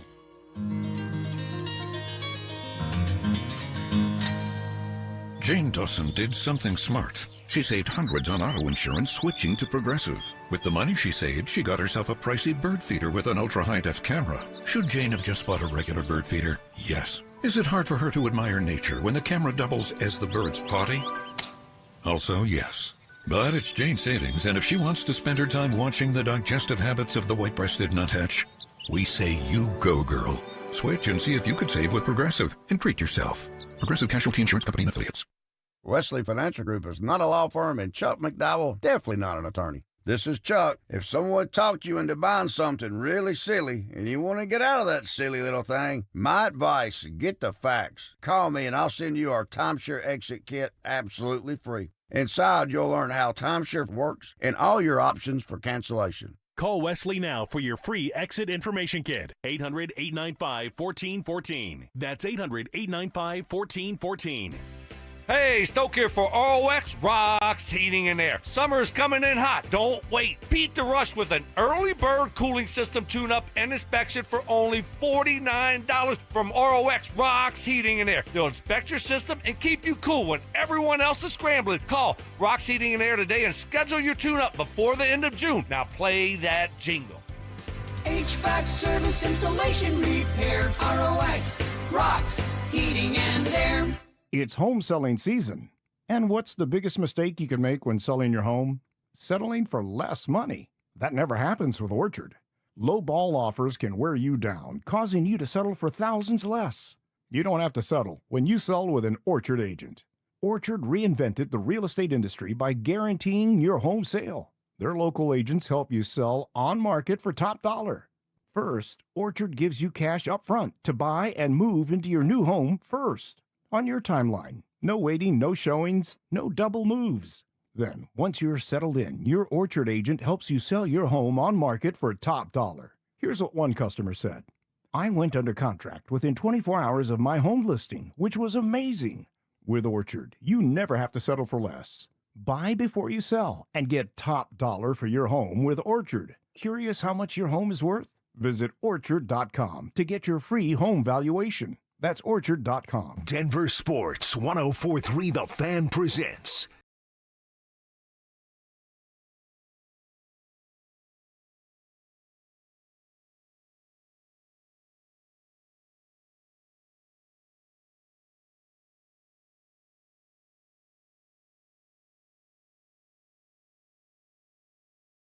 So every Sunday, we send it over to Bex because he's got questions, and we'll see if we can provide some kind of quality answers.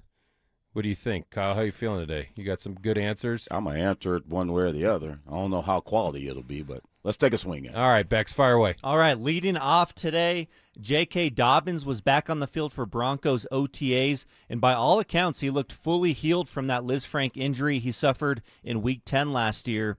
Do you think he should be load managed to keep him on the field? And how do you think the running back usage will be split between Dobbins, R.J. Harvey, and Jonah Coleman? You want to go, Kyle? Okay. Yeah, I'll go ahead and start off because there was reports from J.K. Dobbins that he wanted to play in that AFC Championship game. And certainly said he would have played in the Super Bowl had they got there. There we go. So to say that now in June, what is this, 6 months later, that he's healthy and, well, I kind of expect that at this point. So I don't know that that's groundbreaking news, but I think you're onto something in terms of managing his workload and having similar backs behind him in R.J. Harvey and Jonah Coleman that can carry most of the water for him. So, yes, I absolutely think the Broncos should manage that, look at that. But that situation. Well, Dre also came out and said afterwards it was hard. They put me through some hard work there. I didn't like it. It was too hard. But, yeah, I think if you want the most out of him and you need for him to play on the back half of the season, then it's how you handle the front half. I think you're walking like a bit of a balance beam with that question, Kyle, or Bex, because, listen, you want somebody to get into a rhythm, especially at the running back position, and if you're constantly moving them in and out, season will be the first time in J.K. Dobbins, and I know he can't stand being labeled as injury-prone, but I don't know any other way to look at it if you've never finished an NFL season. So I think it's one of those things where I don't know that I do that. If he's rolling, and I don't know how you get into a rhythm if you're not going to be the one getting the rock. You know what I mean? Like if you're not going to give me 12 carries, R.J. Harvey gets 5, Jonah Coleman another 4, 5. Like how you get into a rhythm with that? If like it's different than it used to be, where you turned around and we had one like bell cow. You just spelled him like let him tap on his helmet and tell you when he needs a break. I don't know the answer to that question because you're right. You do have to see how defenses are playing you, and it is very much a rhythm position. But the problem is, this is like you said, this is the position that you've worked yourself into. So now you've got to be kind of an opportunist if you're at the running back position and say, well, when I get in, I got to be the hot hand and make it to where you can't pull me out because I'm playing so well. So you can argue you don't want guys playing under that type of pressure, but the competition is never a bad thing. So it's not a great situation from a singular standpoint, but from a position room standpoint, make them compete for it. Let me fire back real quick to you, Bex. Are you happy with the running back room as it sits right now with J.K., R.J., Jonah, and Jaleel? I'd say so, yeah. I'm just interested to see how they divvy up the snaps. Is Dobbins going to play 50%? Is he going to play 60%? Is Coleman going to get on the field more than R.J. Harvey? Interested to see how that all shapes out. Cool. Denver, last year, 26 rushes per game. So find that number and figure out how to divvy it up. You got 4 dudes. Yeah, that's tough. And I don't know if that counts, scrambles from the quarterback position. I'm sure it probably does. The designed runs from Bo, for sure. Yeah. All right, what's next? All right, sticking with the Broncos here, with Riley Moss set to become an unrestricted free agent, Affy could be maybe a potential replacement for Moss after this season. And how does Chris Abrams' drain kind of factor into this as well? I think it's very interesting. He was a first-round selection, dude, in Jahdae Barron, and he just wasn't really on the field enough last year to get a real taste of it. And a lot of that is because Riley Moss is playing at a high level.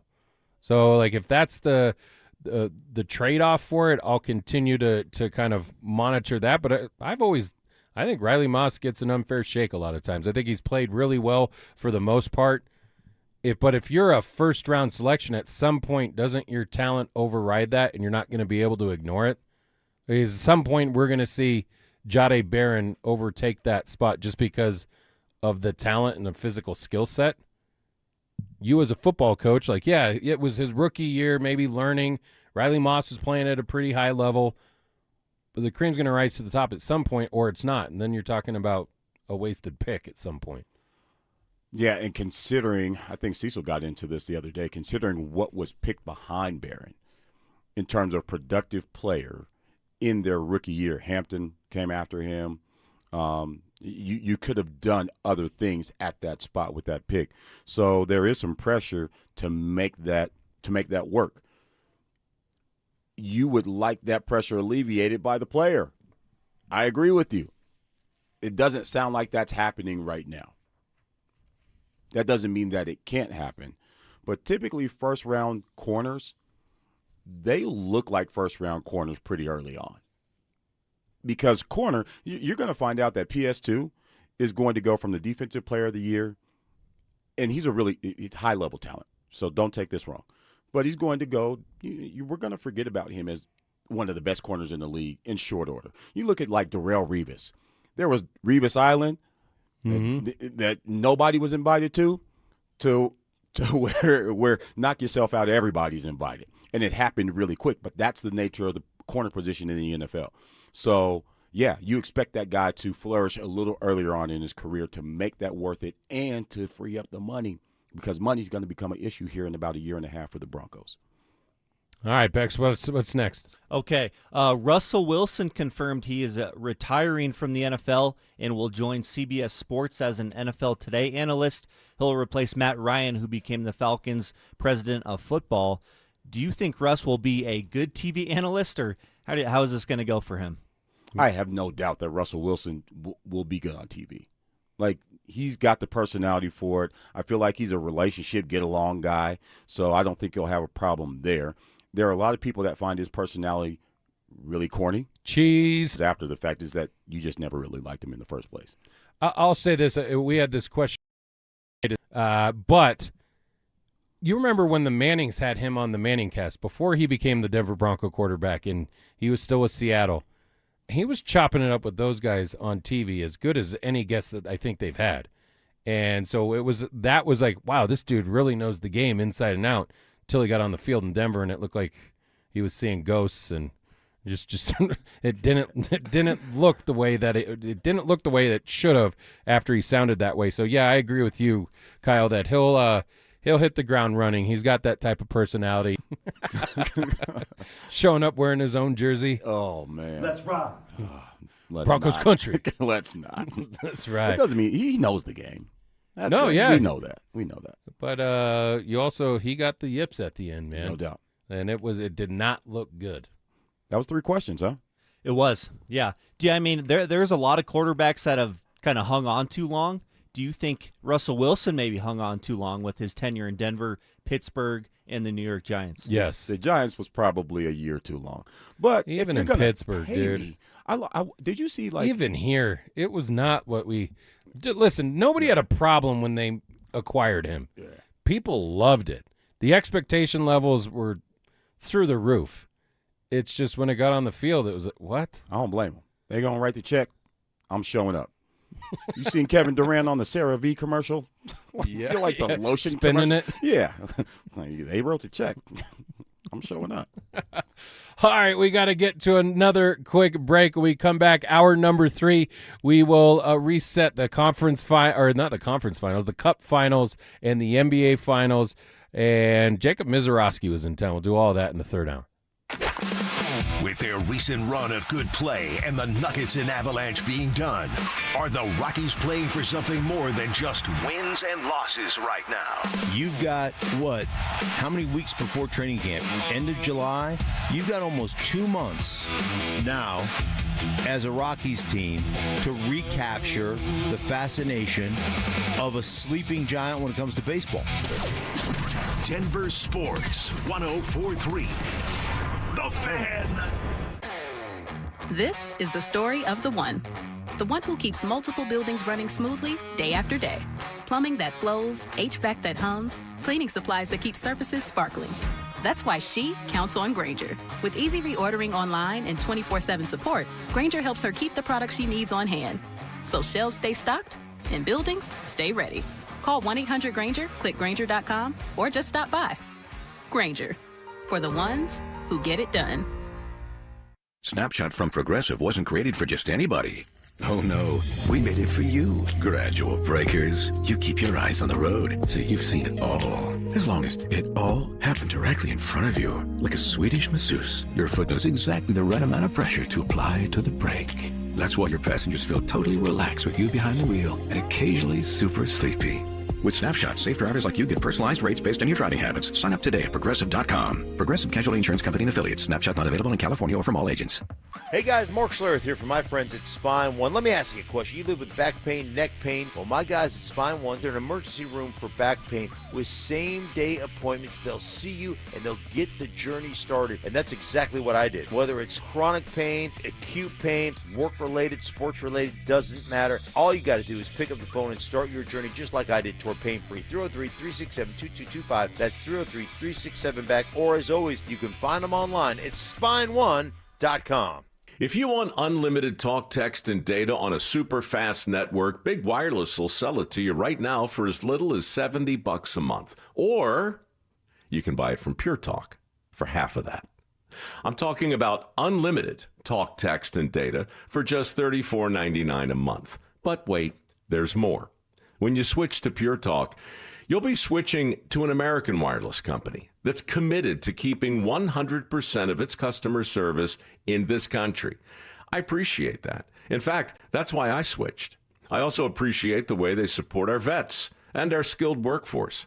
Dial pound 250, say micro, and get unlimited talk, text, and unlimited data for just $34.99 a month. That's pound 250 micro. Stop paying twice what you need to pay for the service you want and switch to an American wireless company that actually stands for something. Pure Talk. Every hunt tells a story. Let Ty's Taxidermy in Loveland bring yours back to life. Big game, birds, fish skin mounts, and reproduction. Expert detail since 2001. Call 970-669-1119 or visit tystaxidermy.com. If you've been injured in an auto accident, Dr. Joseph Ramos is both a doctor and a lawyer, combining legal and medical expertise. He can help. Ramos Law, the official injury law firm partner of the Denver Broncos. RamosLaw.com. Tom's Garage Doors. Tom's Garage Doors. When it comes to garage doors, no one knows more. I started my first business at 12 years old, mowing lawns for about $5 a yard. I thought I was crushing it. Until my buddy down the street undercut me by $2. But he didn't just cut the price, he cut corners too. That's when I learned if you do the job right, people trust you and integrity beats profit. People care more about how you show up and whether you do what you say you're gonna do. Hi, I'm Tommy Mello, owner of Don's Garage Doors. From garage door repairs to upgrades, we show up, we crush it, and we stand behind every job. We only use the best parts and the spring's guaranteed to last a lifetime. Because when you care about the people you serve, you work harder and it shows. From repairs to upgrades, call Don's Garage Doors today or schedule online at donsgaragedoors.com. And yeah, we still beat the other guy. Tom's Garage Doors. Tom's Garage Doors. When it comes to garage doors, no one knows more. KKFN and KKFN HD1 Longmont, Denver. You're listening to Denver Sports 104.3 The Fan. Denver Sports 104.3 The Fan presents Kyle.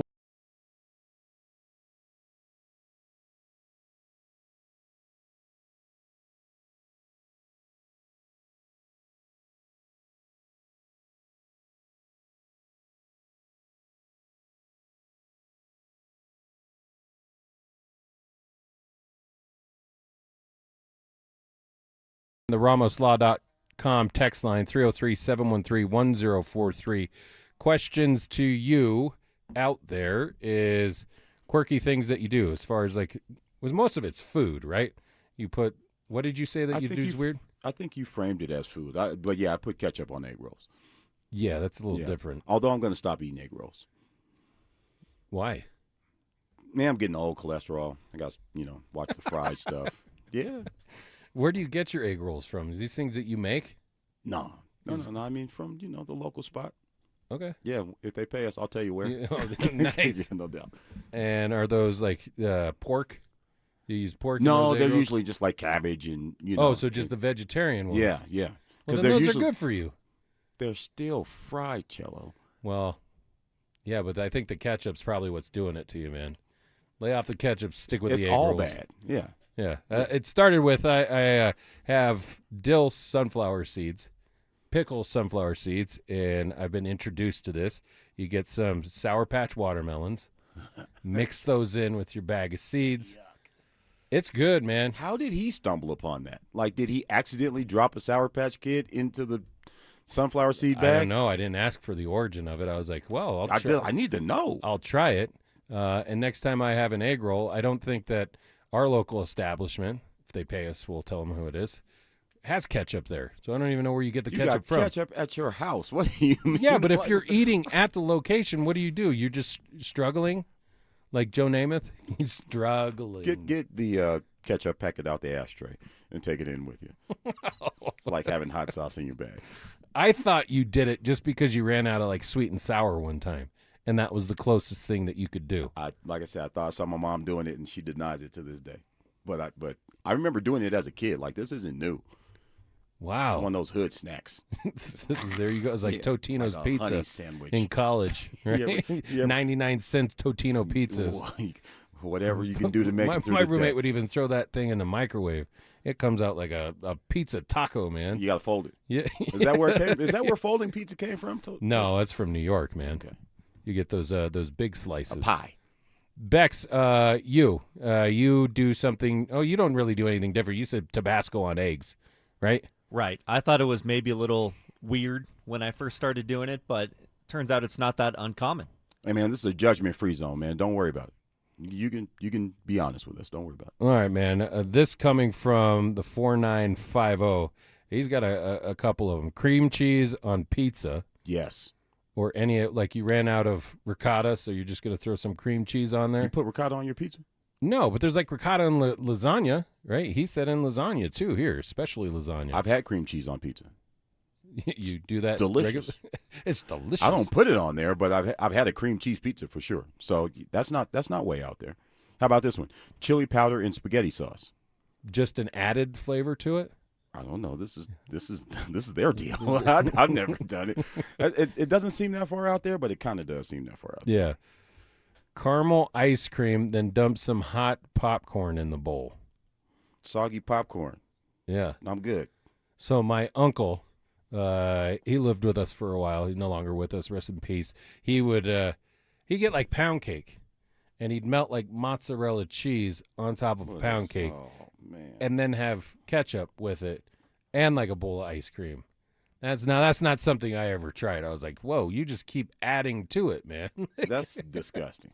I can't even imagine a scenario where all those things would be on the same plate. No kidding. It was like, what, were you with lights off and you just started throwing stuff together? Oh, yeah, I'm good. All right. A couple more here. Go ahead. Mustard on eggs is really good. Don't hate it till you try it. Mm. I'm going to take your word for it. Put your names on these, by the way. I'm not a big mustard guy. I am. I like mustard. I do. By itself? Sour. You like a little, pardon me. Yeah, no. You have any gray poupon? Never by itself.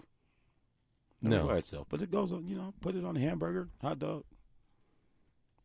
I use it as a binder for barbecue. Co-sign this. Put it on your brisket or your ribs or whatever you're cooking, and that binds the seasoning to the meat. Don't look at me crazy.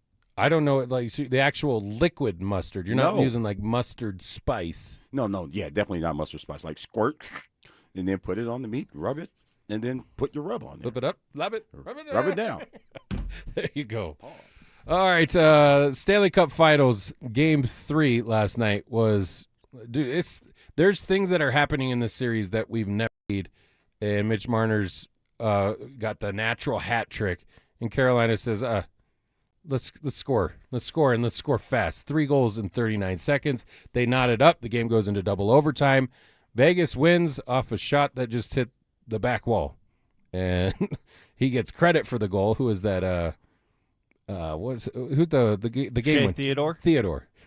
He gets the game winner, hits the back wall, and then goes off Bussy's skate, and the Knights are up 2-1. They were tired. It was a second overtime. It was the third overtime in 2 games. they've got 2 days off, and I think everybody's ready for it because not only was it it was a long game, but it was a really physical game. We talked a little bit earlier in the show about Chatfield getting smacked into the boards and then opening the door on the bench. He got pushed to open the door. Yeah, here, sit in there for a second. He didn't look like that felt all that great either. No. Like he was on the bench, sharp edges and all of that. Not good. But that's the kind of physical series that it's been. So it's everything that you want in a playoff series in hockey, except goaltending. Everything else is there.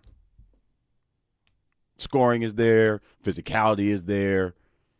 The power play. To the face. Look, the reviews, the controversial calls are there. All of that's in place. Yeah. Except the goaltending. Well, in Game 2 we saw it, and Tortorella said he would have challenged that play 10 out of 10 times. There's a question that I asked Drew Spivak on Freshly Graded on Friday. Let me get your guys' thoughts on it. With all of the advancement in medical science, and we see it with the NFL with the changing of the helmets and all that stuff.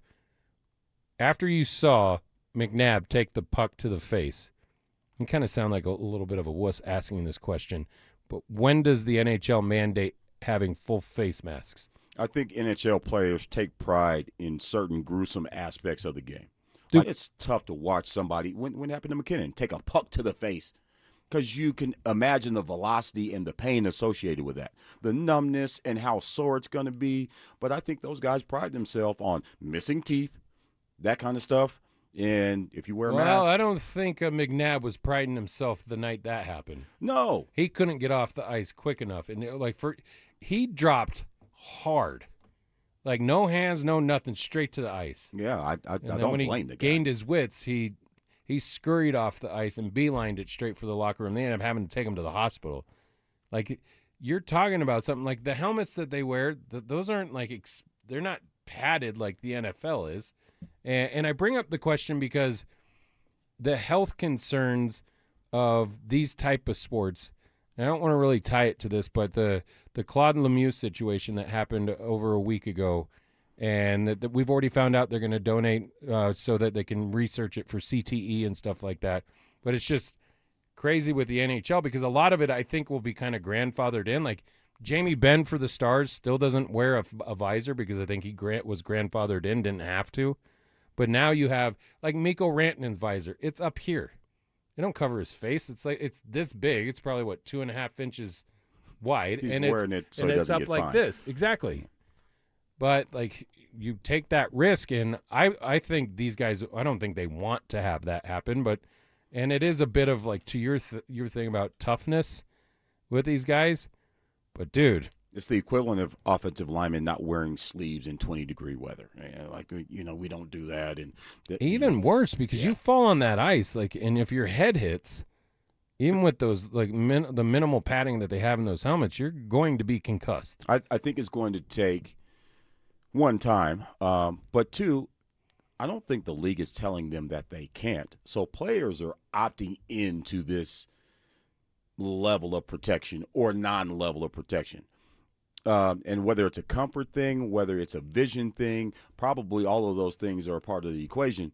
But it's going to take for retired players to now have these issues physically and now start negotiating these things in the collective bargaining agreement, and next time this thing comes to the table for you to see any real changes. And if the players don't demand it, I would say the league is pretty much in the clear, wouldn't you? Because I think that's what's happening in the NFL. Like the players are saying, "Hey, man, I'm jacked up. I'm 55 years old, and I can't." You see some of these guys. Yeah, but you have to wear a certain helmet in the NFL now. You can't like.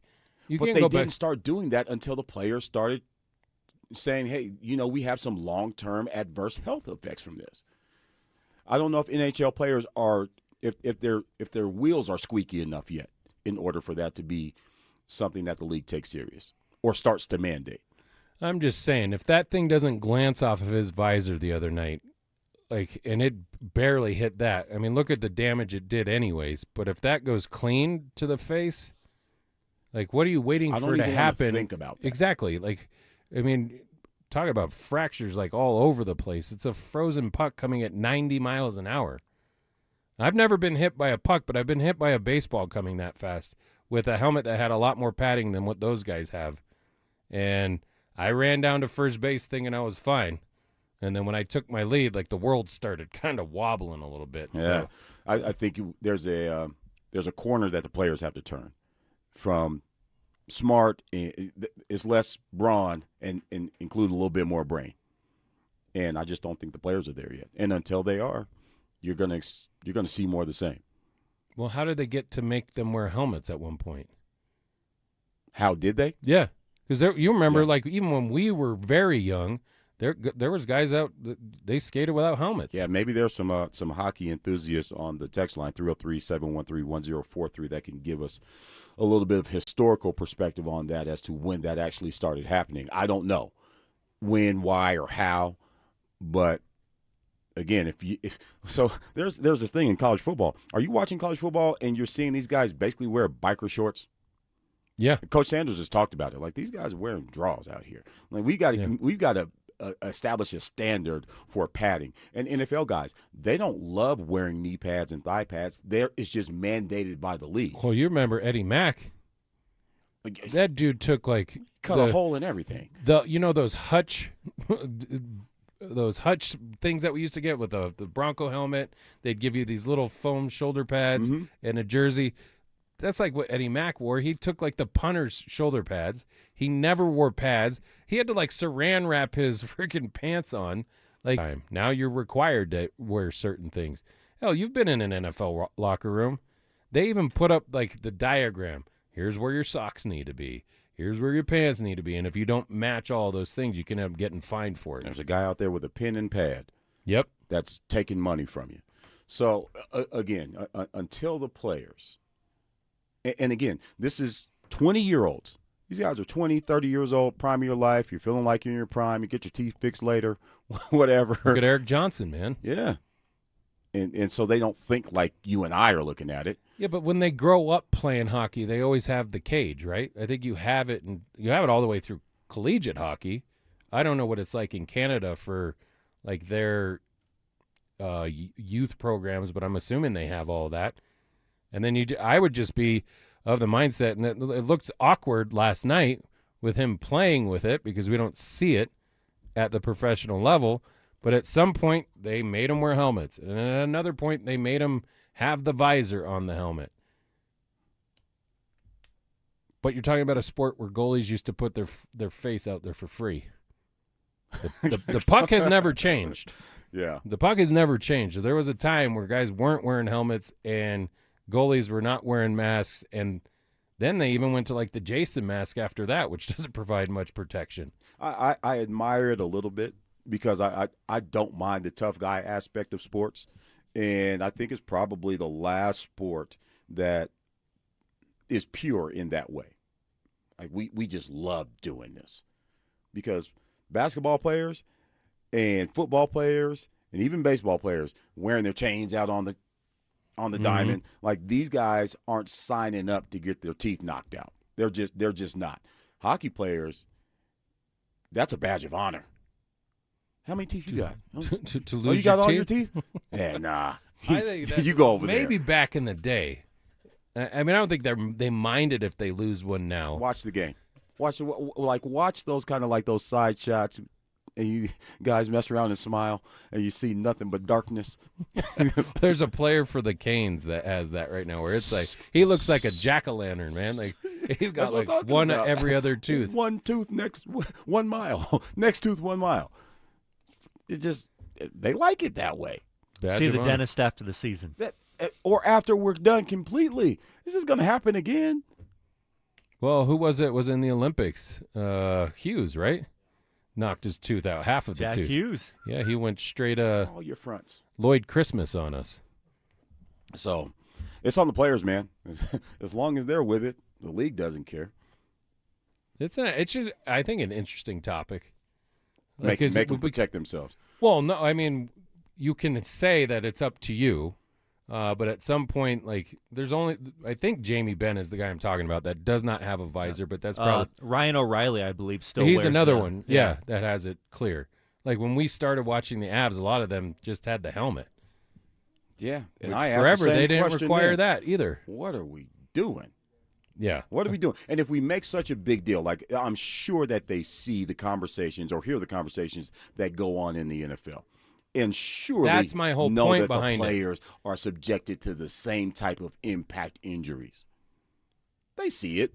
Meanwhile, you have baseball players getting an elbow guard and a hand guard and a foot guard and an arm guard. The helmet wraps all the way around now.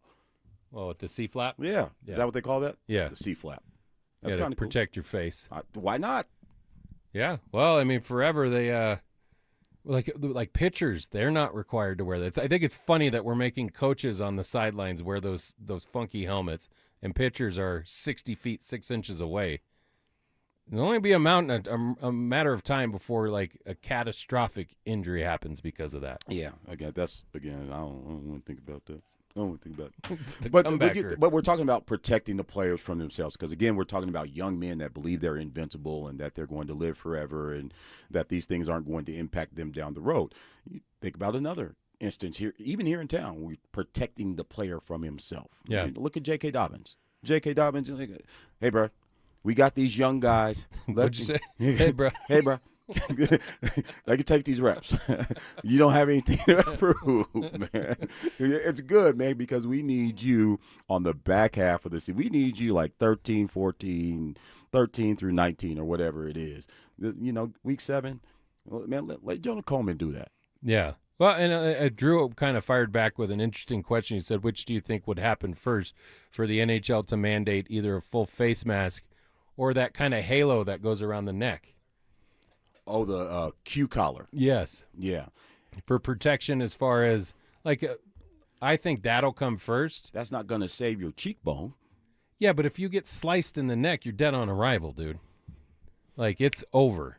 Oh, I see what you're saying. So Yeah, you're not talking about the same Q collars that the NFL players I'm talking wear. like that. We're The talking one about that like neck brace. Yeah, like some hockey players wear that protects that area in case, God forbid, like a skate comes flying up, which isn't that crazy.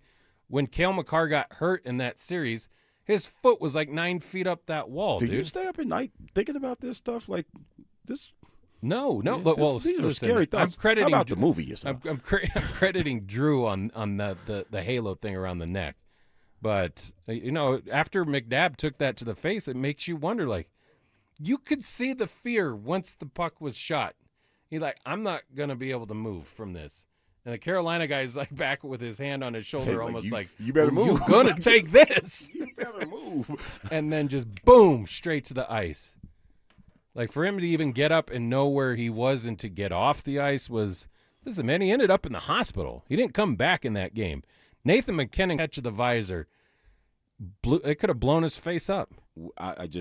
Would it be nice for these organizations, talk about the NHL, to be proactive in protecting the player? It would be. But you would think, to your point about, it's a badge of honor. Say you rolled into practice one day and you had that full face mask. You ain't going to get clowned by your teammates, especially the older vets on your team. That has something to do with it, too. Man, I would protect myself. Yeah, a little peer pressure. Yeah, wuss. You're the only one? Yeah. How's that going to look on TV, fella? Yeah, I imagine there's a little bit of McNabb's that. doing it now because he has to. You want to play, you're going to put a cage on. Right. Because if you took another shot like that, your face would be, mutilated, basically. It's hanging on by a thin thread right now. You shouldn't be playing in this game. My wife's like, why doesn't he have more of a black eye? I'm like, oh, it's coming. It'll be 3 or 4 days. He'll look You like just he's can't wearing. see it through the cage. He's been wearing mascara, man. Listen, I do think it is a badge of honor for those guys. And there probably is a little bit, really ignorant peer pressure, by the way. Because you would think, as an older guy, you'd be like, hey, man, you might want to do a little something extra. It's like wearing your seatbelt, dude. That's next level, but yeah, I get it. Why wouldn't you? I get it. It's not cool. It's uncomfortable. Most cars now are built they won't shut up until you put it on. Yeah. I think we should at least give the players that option. We do it in the NFL with the Guardian caps. If you want to wear the college hockey, the full cage, you should have that choice because it's going that way. Safety should always be first. Dude, even if you went Mighty Ducks with the full visor, the full visor mask, it's all it's not glass, it's plastic, but Like it goes your full face. You don't have to wear the actual metal cage, right? You could see it like those new snorkels that cover your whole face, like that. No, I haven't been snorkeling in a while. You haven't seen those ones where you don't have to put the thing in your mouth so you can breathe out. It's all one thing. It's a mask. No. Do you do this frequently? Well, Where do you snorkel at? You're in Hawaii. You're going. Yeah. Talk to the people. I'm going to bring this up for you so I can show you. I'm going to put your business out there. I just haven't seen like the new age snorkel. I didn't even know this was a thing. I'll I'm show it to really you. wondering, like, what do you do at you night? can't Because hear you got this Jimmy. new age Okay. snorkel thing going on. You got this face mask and Q collar thing that you're worried about. I'm worried about you a little bit. I need 3 playoffs against the Islanders. Tough to watch. So I think what the texter is alluding to is just like, this is not new. Like, hockey has been, like, savage. No, I get that, but there was out also the a gate. time that they didn't wear helmets at all. Yeah, well, perhaps it's slower. Not even perhaps. It's definitely slower to evolve. Like, this is still kind of like caveman-ish behavior. See that? That's your full face snorkel. Yeah, mask, what does that man. run? About 300? Oh, No, I okay. can tell you a price. if There you goes. wanna know. I saw it's $60. Maybe Yeah. I'll grab one. There you go. Yeah. So why don't they wear the full face snorkel? Get you a full face snorkel and play some hockey with it, man. Protect your cheekbone and your eyes and all that stuff. It's just the way they like it, man. It's just the way. Even like kids, have you ever met kids that play hockey? Yeah, my nephews play at a very high level. They're savages. Yeah. Aren't they? But they have the full cage masks. They're still ruffians. Yeah. No. It's that's for a it. certain type of person is what I'm getting at. I don't even like It ain't for bringing you the and quick- me. Well, no, I would be trying to too protect pretty. his money. I'm too pretty. I'm not doing that. You're like Sidney Dean. Yeah. Damn hard work. Damn hard work. I'm just gonna Leave it up there. Just gonna Make leave it it look up there. that pretty. All right, so that's where we sit with the Stanley Cup Finals. You think Vegas goes on to win the series? I The don't. way I it think sits it's right now. 6 or 7 games for sure. But I just feel like the Canes wait too long to start playing. Like the first 2 periods of the last 2 games. Yeah, dude, but in game 1 they were up 2-0. Boom, boom. That seems like so long ago. Doesn't it? Yeah. That's where I mean, like Vegas, it seems like they kind of figured them out. They just play a little, and each game's different. That was 8 periods ago. That was a long time ago. But after 2-0, you're like, dude, they're not ready for this. And then Vegas did what Vegas does. I had the Canes in 7 prior to. That's not crazy talk. But I don't think it's going to get to 7 now. You got Vegas. I think Vegas wins in it. 6. How about you, Bex? I got Vegas too at this point. I think they win. What in was 6 your games. prediction going into it? I thought Vegas would win in about 7. I never made an official prediction, but I would have said like Vegas in 7. The Golden Knights, it just seems like it's their year. They got hot at the perfect time, and everything's going their way. I mean, but the way Carolina just tore through the East, I don't know. It was a coin flip for me at the beginning. So you like Vegas now? What do you mean it's the East? The last 2 Look who they winners. played. Look at who they played on the way, Look at though. the last 7 or 8. So you've had the Panthers, you've had the Lightning. Like They didn't play either one of those teams. well, They Panthers played the didn't make it. Flyers. Who did they have in the first round? Ottawa. Yeah, but you the make the East Senators, sound like the it's Flyers, and then the No. Canadiens. It's not fair to the East. They held Montreal to like 8 shots a game. It wasn't really contested. You're The West was stronger, I think, in my opinion. All right, we got to get to a quick break. Back by popular demand, it's the Drives Brouhaha. Big social brouhaha. This summer, Zach and Phil are back on the road bringing their party to you. Next up, North Glen. June 12th from 2 to 6 at the Glen Bar and Grill. There was quite a brouhaha. Come find out what the commotion's all about. Head to denversports.com/drive for more details. Guaranteed to bring the brouhaha. Denver Sports 104.3. The Fan. What if you had the most reliable fiber-powered Wi-Fi and the price didn't change for 5 years? Thanks to Xfinity's summer savings event, you don't have to worry about that part of your future. Now through June 15th, get gig Wi-Fi for just $50 a month for 5 years with equipment and unlimited data included. No strings, no commitments, and get online in minutes with same-day Wi-Fi. You're guaranteed 5 years of Wi-Fi that finds and fixes problems before you even notice them, like super intelligent Wi-Fi that keeps you protected online from threats. Plus, you can even try Xfinity Mobile free for a year. Lock in your price and unlock the possibilities during the Xfinity Summer Savings event. Get it now at Xfinity.com. Xfinity. Imagine that. Restrictions applies, requires paperless billing and auto pay with stored bank account, taxes and fees extra. After 12 months, regular rates apply to mobile select. Xfinity Internet required, speeds vary, use of fiber, coaxial cable.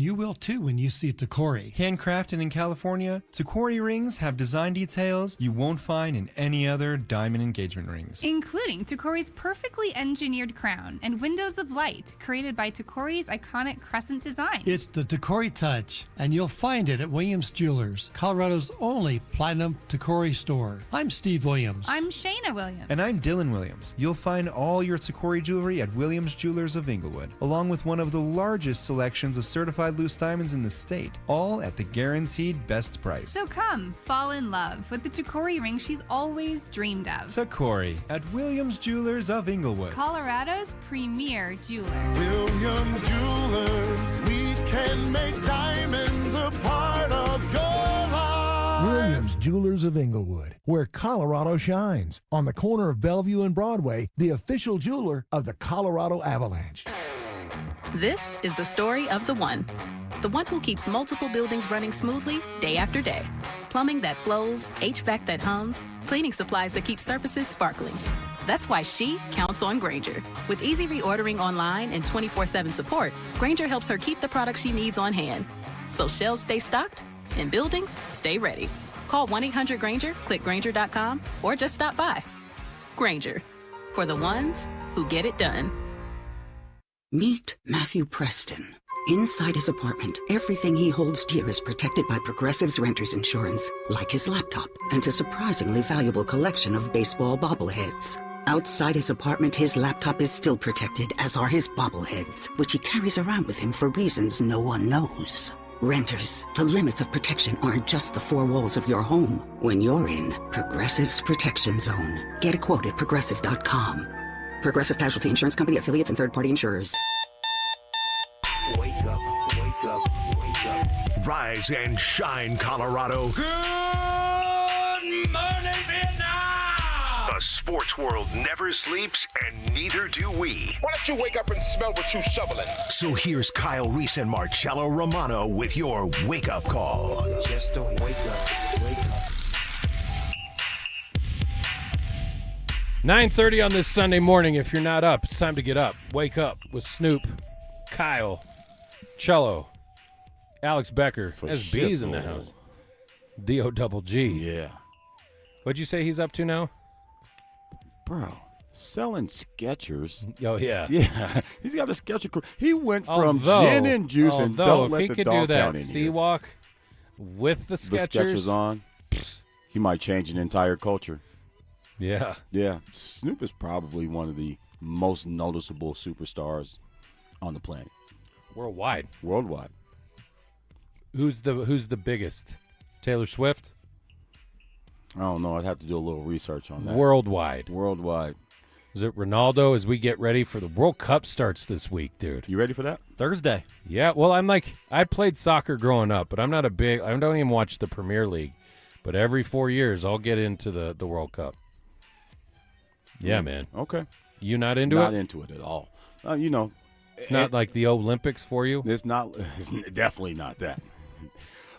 It's on American soil, though. In my younger days, when I was like kind of bar hopping and hanging a little bit more, and when it was a thing that way, probably a little bit more. But now you were like, hey, man, you want to go out and watch the World Cup? Or is it happy hour? Sure. But now that I'm a homebody and a dad, I'm like, dude, I'm hook, line, and sinker for the World Cup.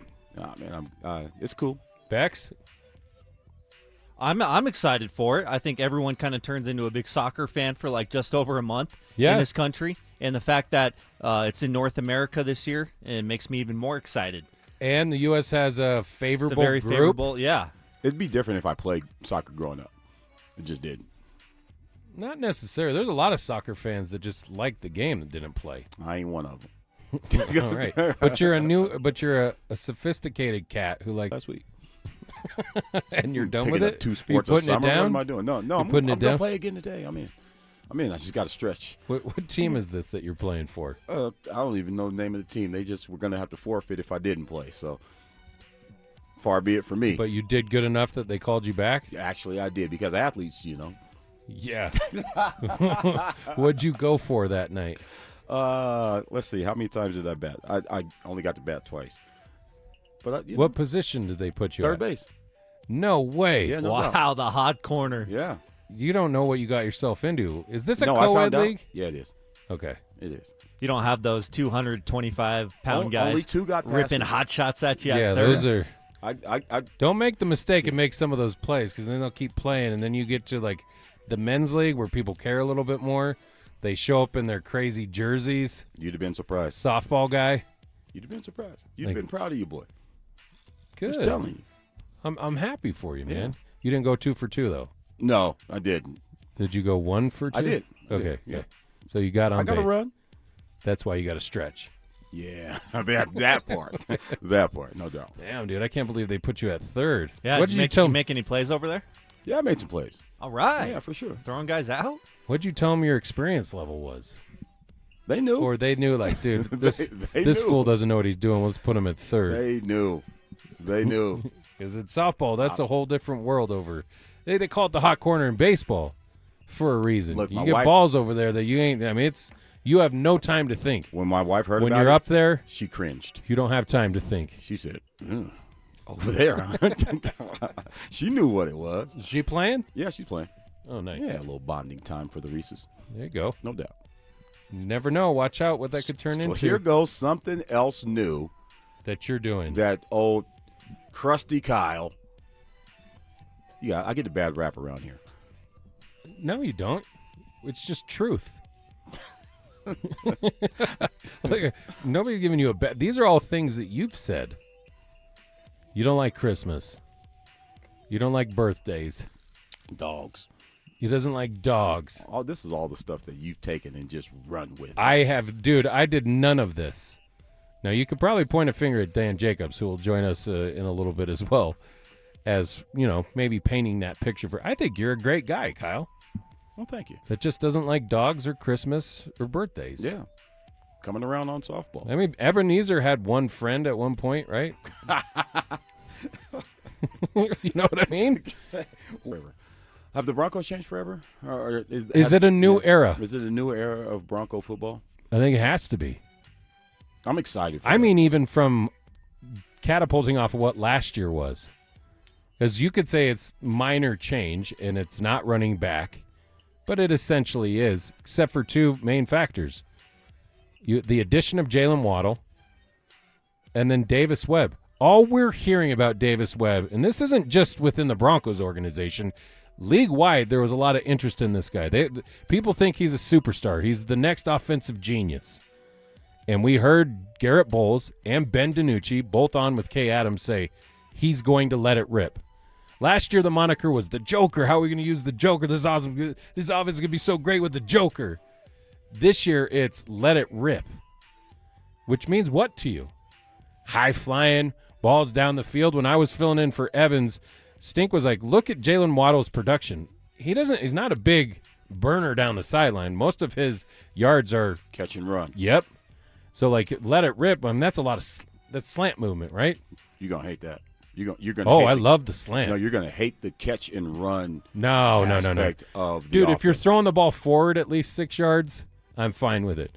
The ones where you're throwing it lateral instead of just running the football to Marvin Mims, who he got another yard or 2 there, which Kyle will fire back at me with, it's an extension of the run game. No, it's not. It's a stupid play.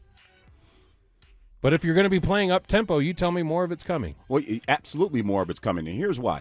A small little football nugget for you here, okay? When you throw that perimeter screen, what do you make guys do that are on the interior of the defense? You make them run from the inside to the outside.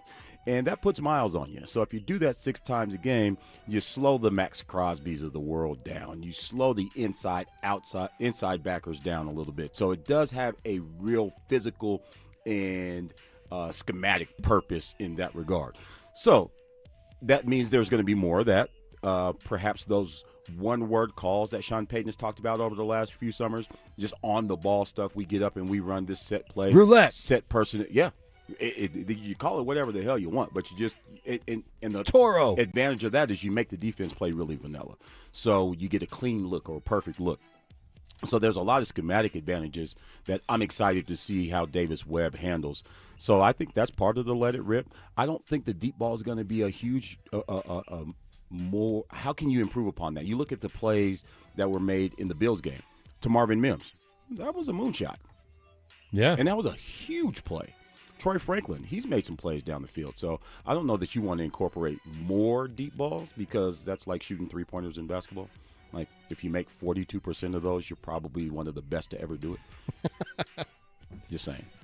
I like it. I mean, the threat of it is probably the most advantageous thing of it. You're going to mix it in. You don't have a speedster like Troy Franklin and not utilize that once a game, All those right? guys can run. And let me ask you this about your little screen game, which I'm assuming you run a lot of those? A ton of it. It's always an option. Have you ever thought, I'm going to have you pump fake it?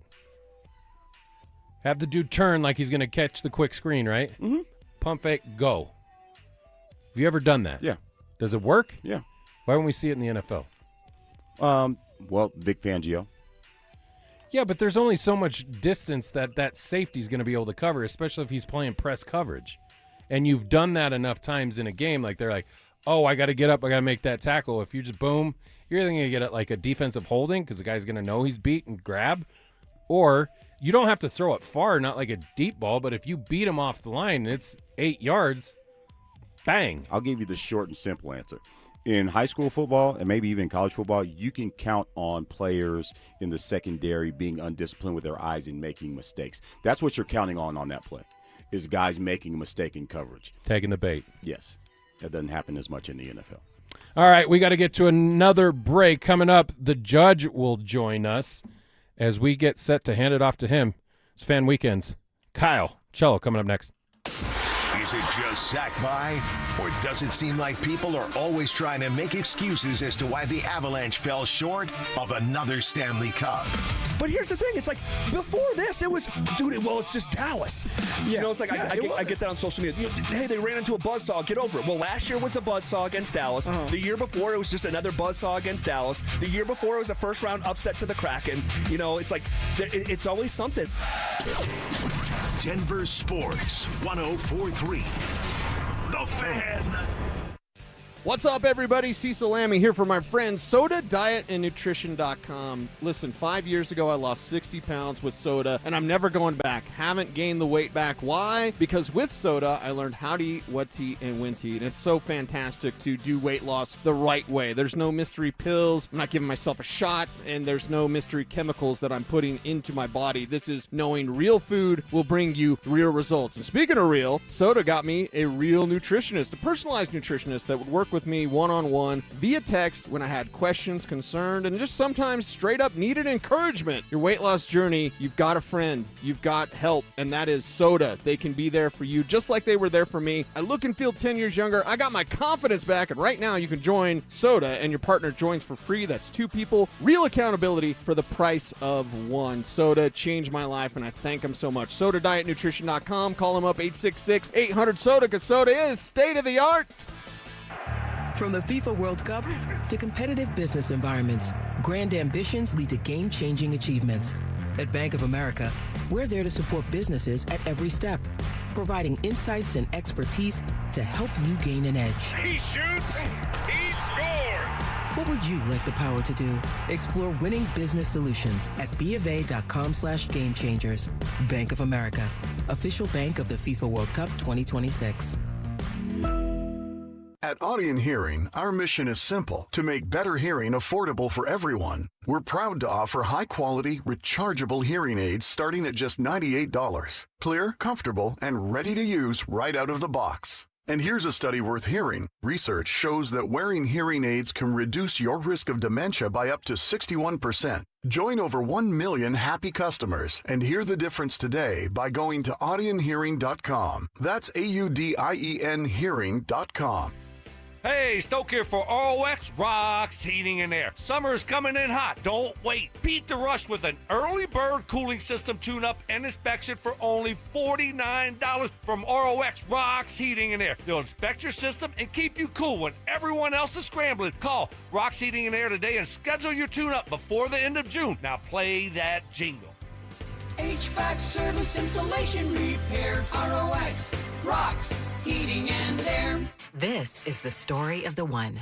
As a maintenance engineer at a beverage manufacturing plant, he starts his day knowing every line is ready to run because Grainger delivers the industrial-grade products he needs to keep mixers, conveyors, and packaging equipment moving. With Grainger's vast selection of bearings, belts, and motors, he keeps operations running smoothly, so nothing grinds to a halt. Call 1-800-GRAINGER, click Grainger.com, or just stop by. Grainger, for the ones who get it done.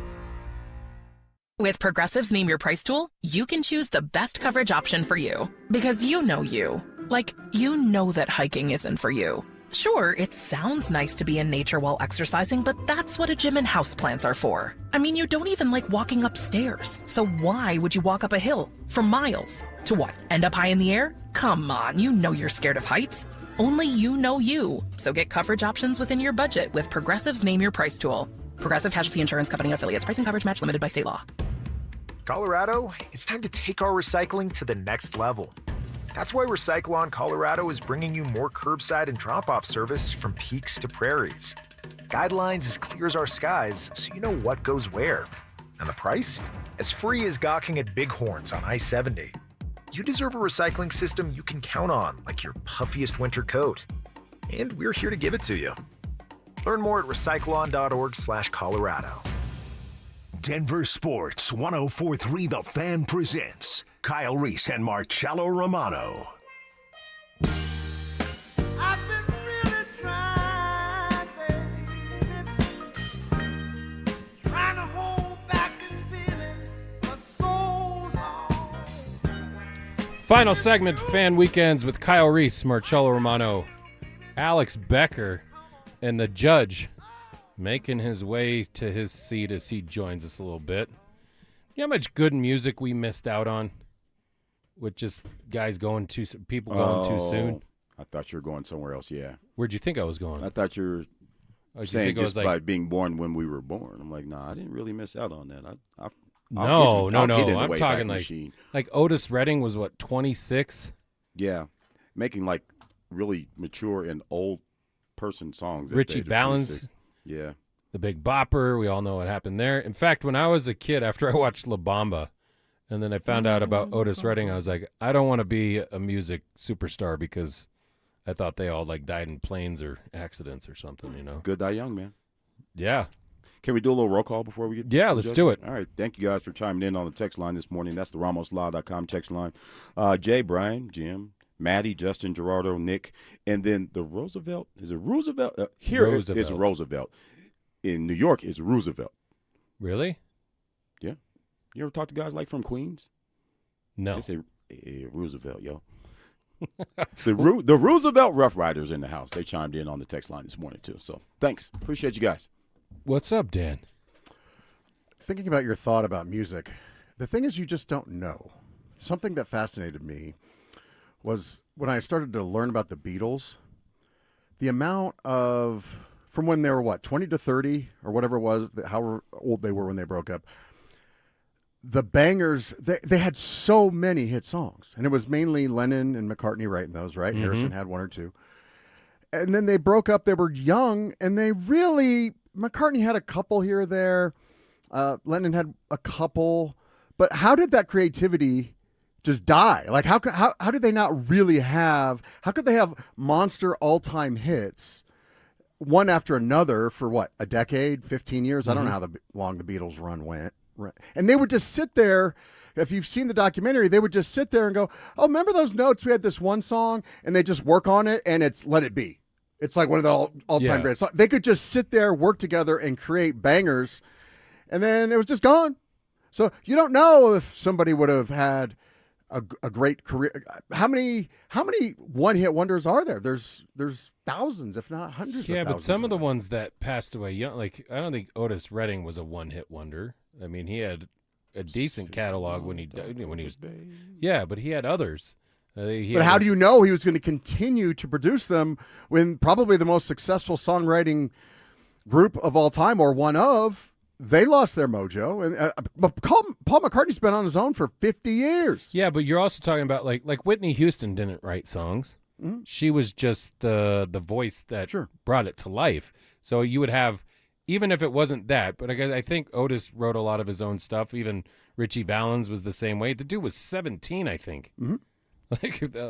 And I think he had 3 or 4 that reached high on the Billboard charts or whatever. You would just assume if you got that much out at that young of an age that more would be coming. Well, you would assume. What I'm saying is you could. They're be not like assuming wrong. the Hansons, like Mbop. They know might what I mean? be, though. We don't know. We don't know. I think that's the point Dan's trying to make. By the way, I really appreciate you guys. I was listening to the show, as always, and I really appreciate you guys are kind and gentle souls, and I appreciate you lowering the bar for the Denver sports fan, giving Jared Bednar and the Cronkies and the Nuggets just a pass, because they tried really hard, and I don't think you should begrudge them for that, even though they fell short of their own expectations. So what? They tried really hard, and I appreciate you guys just kind of, being very nice guys and letting them off the hook. That's really cool. Well, before I respond to that, yeah, I don't know if you also heard about the quirks that some people have with food. Yeah, you're a foodie. Mm-hmm. You got to have one or two that's doesn't sound like it should go together, but you do it and it's great. You'd recommend it. Well, I used to be, growing up, the king of all ranch, pizza, everything. I would put ranch on everything. I've kind of gotten away from that. My palate's changed as I've gotten a little bit older, but I'm the opposite. So, for example, we're doing the best free meal in Denver last Thursday. I make up my Chipotle chicken. It's just like the chicken you get at a Chipotle restaurant, except for it's a little better. It has that kiss of smoke on it. It don't need nothing. They take it in the kitchen. They got a gallon of barbecue sauce, and they're just dumping it into the pan. I'm crying. What are you going to do? They're just ruining my masterpiece. And so I've got, actually, less is more now. So it was more when I was younger. I was a lot of ranch, or now you guys are talking about ricotta on pizza. Absolutely. That's a game changer. Ricotta and what were you talking about? Cream cheese? He said cream cheese. Everything. People put that in spaghetti, and it's phenomenal. I put it in my mashed potatoes. It's awesome. What do they call it? A dollop? Yeah. Mm-hmm. Oh, well, fantastic. that's sour cream. Yeah, sour cream. You do a dollop of sour cream. Oh, okay. I didn't. A dollop of Daisy. Okay. There you go. All right. All right. Now to respond. I've been very critical of the Denver Nuggets after they flailed out in the postseason, and then the decision to go, we just weren't making shots. We're good with David Adelman. It doesn't pass the test for me. I think as long as you keep him as your head coach, your championship window it's not all the way shut, but it's damn near close to it.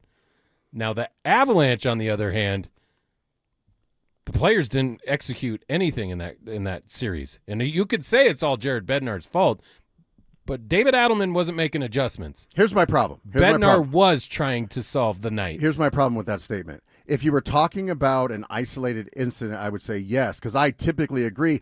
The coach can't make players make plays. But if it's the rule instead of the exception, and it's happened almost every season for a decade when you have the best or one of the best teams in hockey, then the coach isn't getting it done, and he's just not the right guy for the job.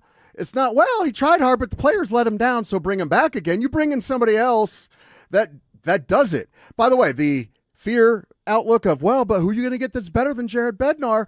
Do you think maybe people are saying that about, well, who are you going to get that's better than Bruce Cassidy? He's got them here and this or that. And they had the stones to say, well, I don't know, but we're going to try because we are not meeting our expectations. And I'm hearing it a lot. James Merrill came on my show yesterday and said the Nuggets just had a bad matchup. Just a bad matchup. That's all. Run it back. No. Bad matchup.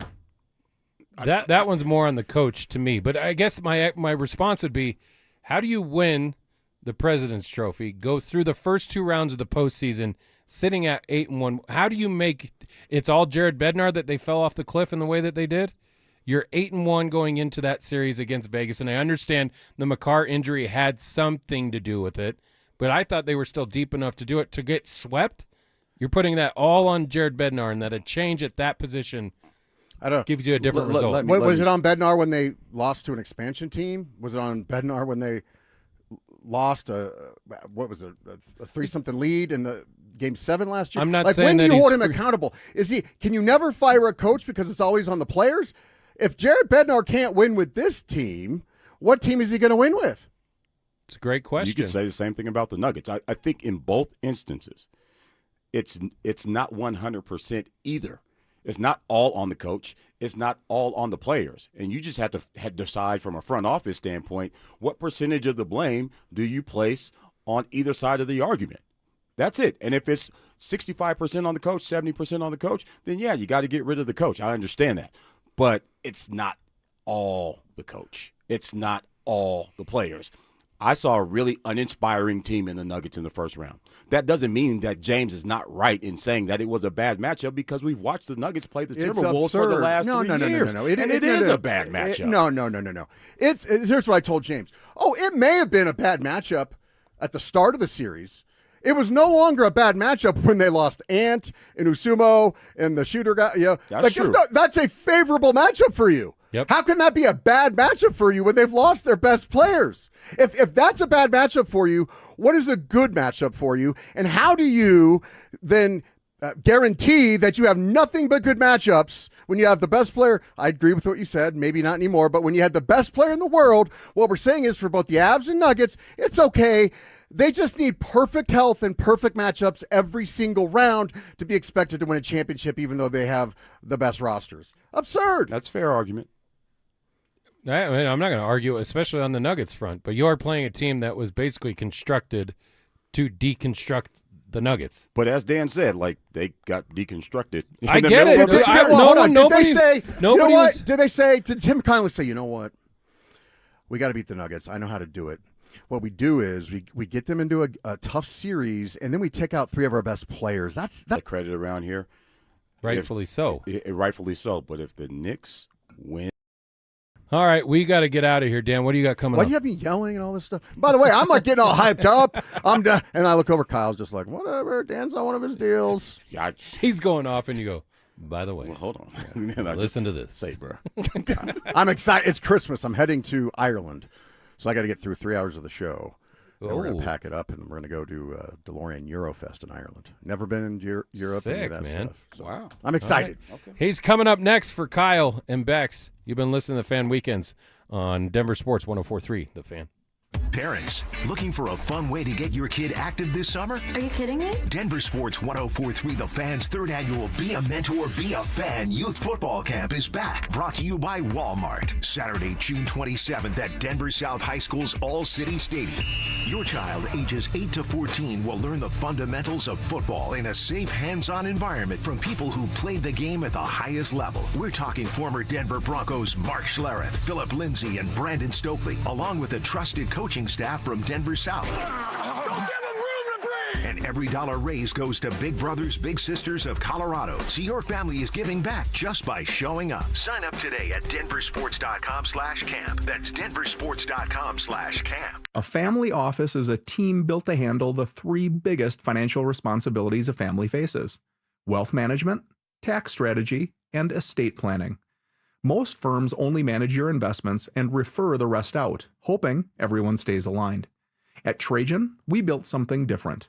Your wealth, tax planning, and estate planning are handled together inside one firm under one roof. There's no guessing whether your CPA, advisor, and estate attorney are truly in sync, because our team works together every day on your behalf. When your financial life becomes more complex, your advice should become more coordinated, not more fragmented. One plan, one trusted team. Call Trajan today, 855-TRAJAN-1. That's 855-TRAJAN-1. Trajan Wealth, an SEC-registered investment advisor. Additional services through Trajan Estate and Trajan Tax. Additional disclosures and accreditation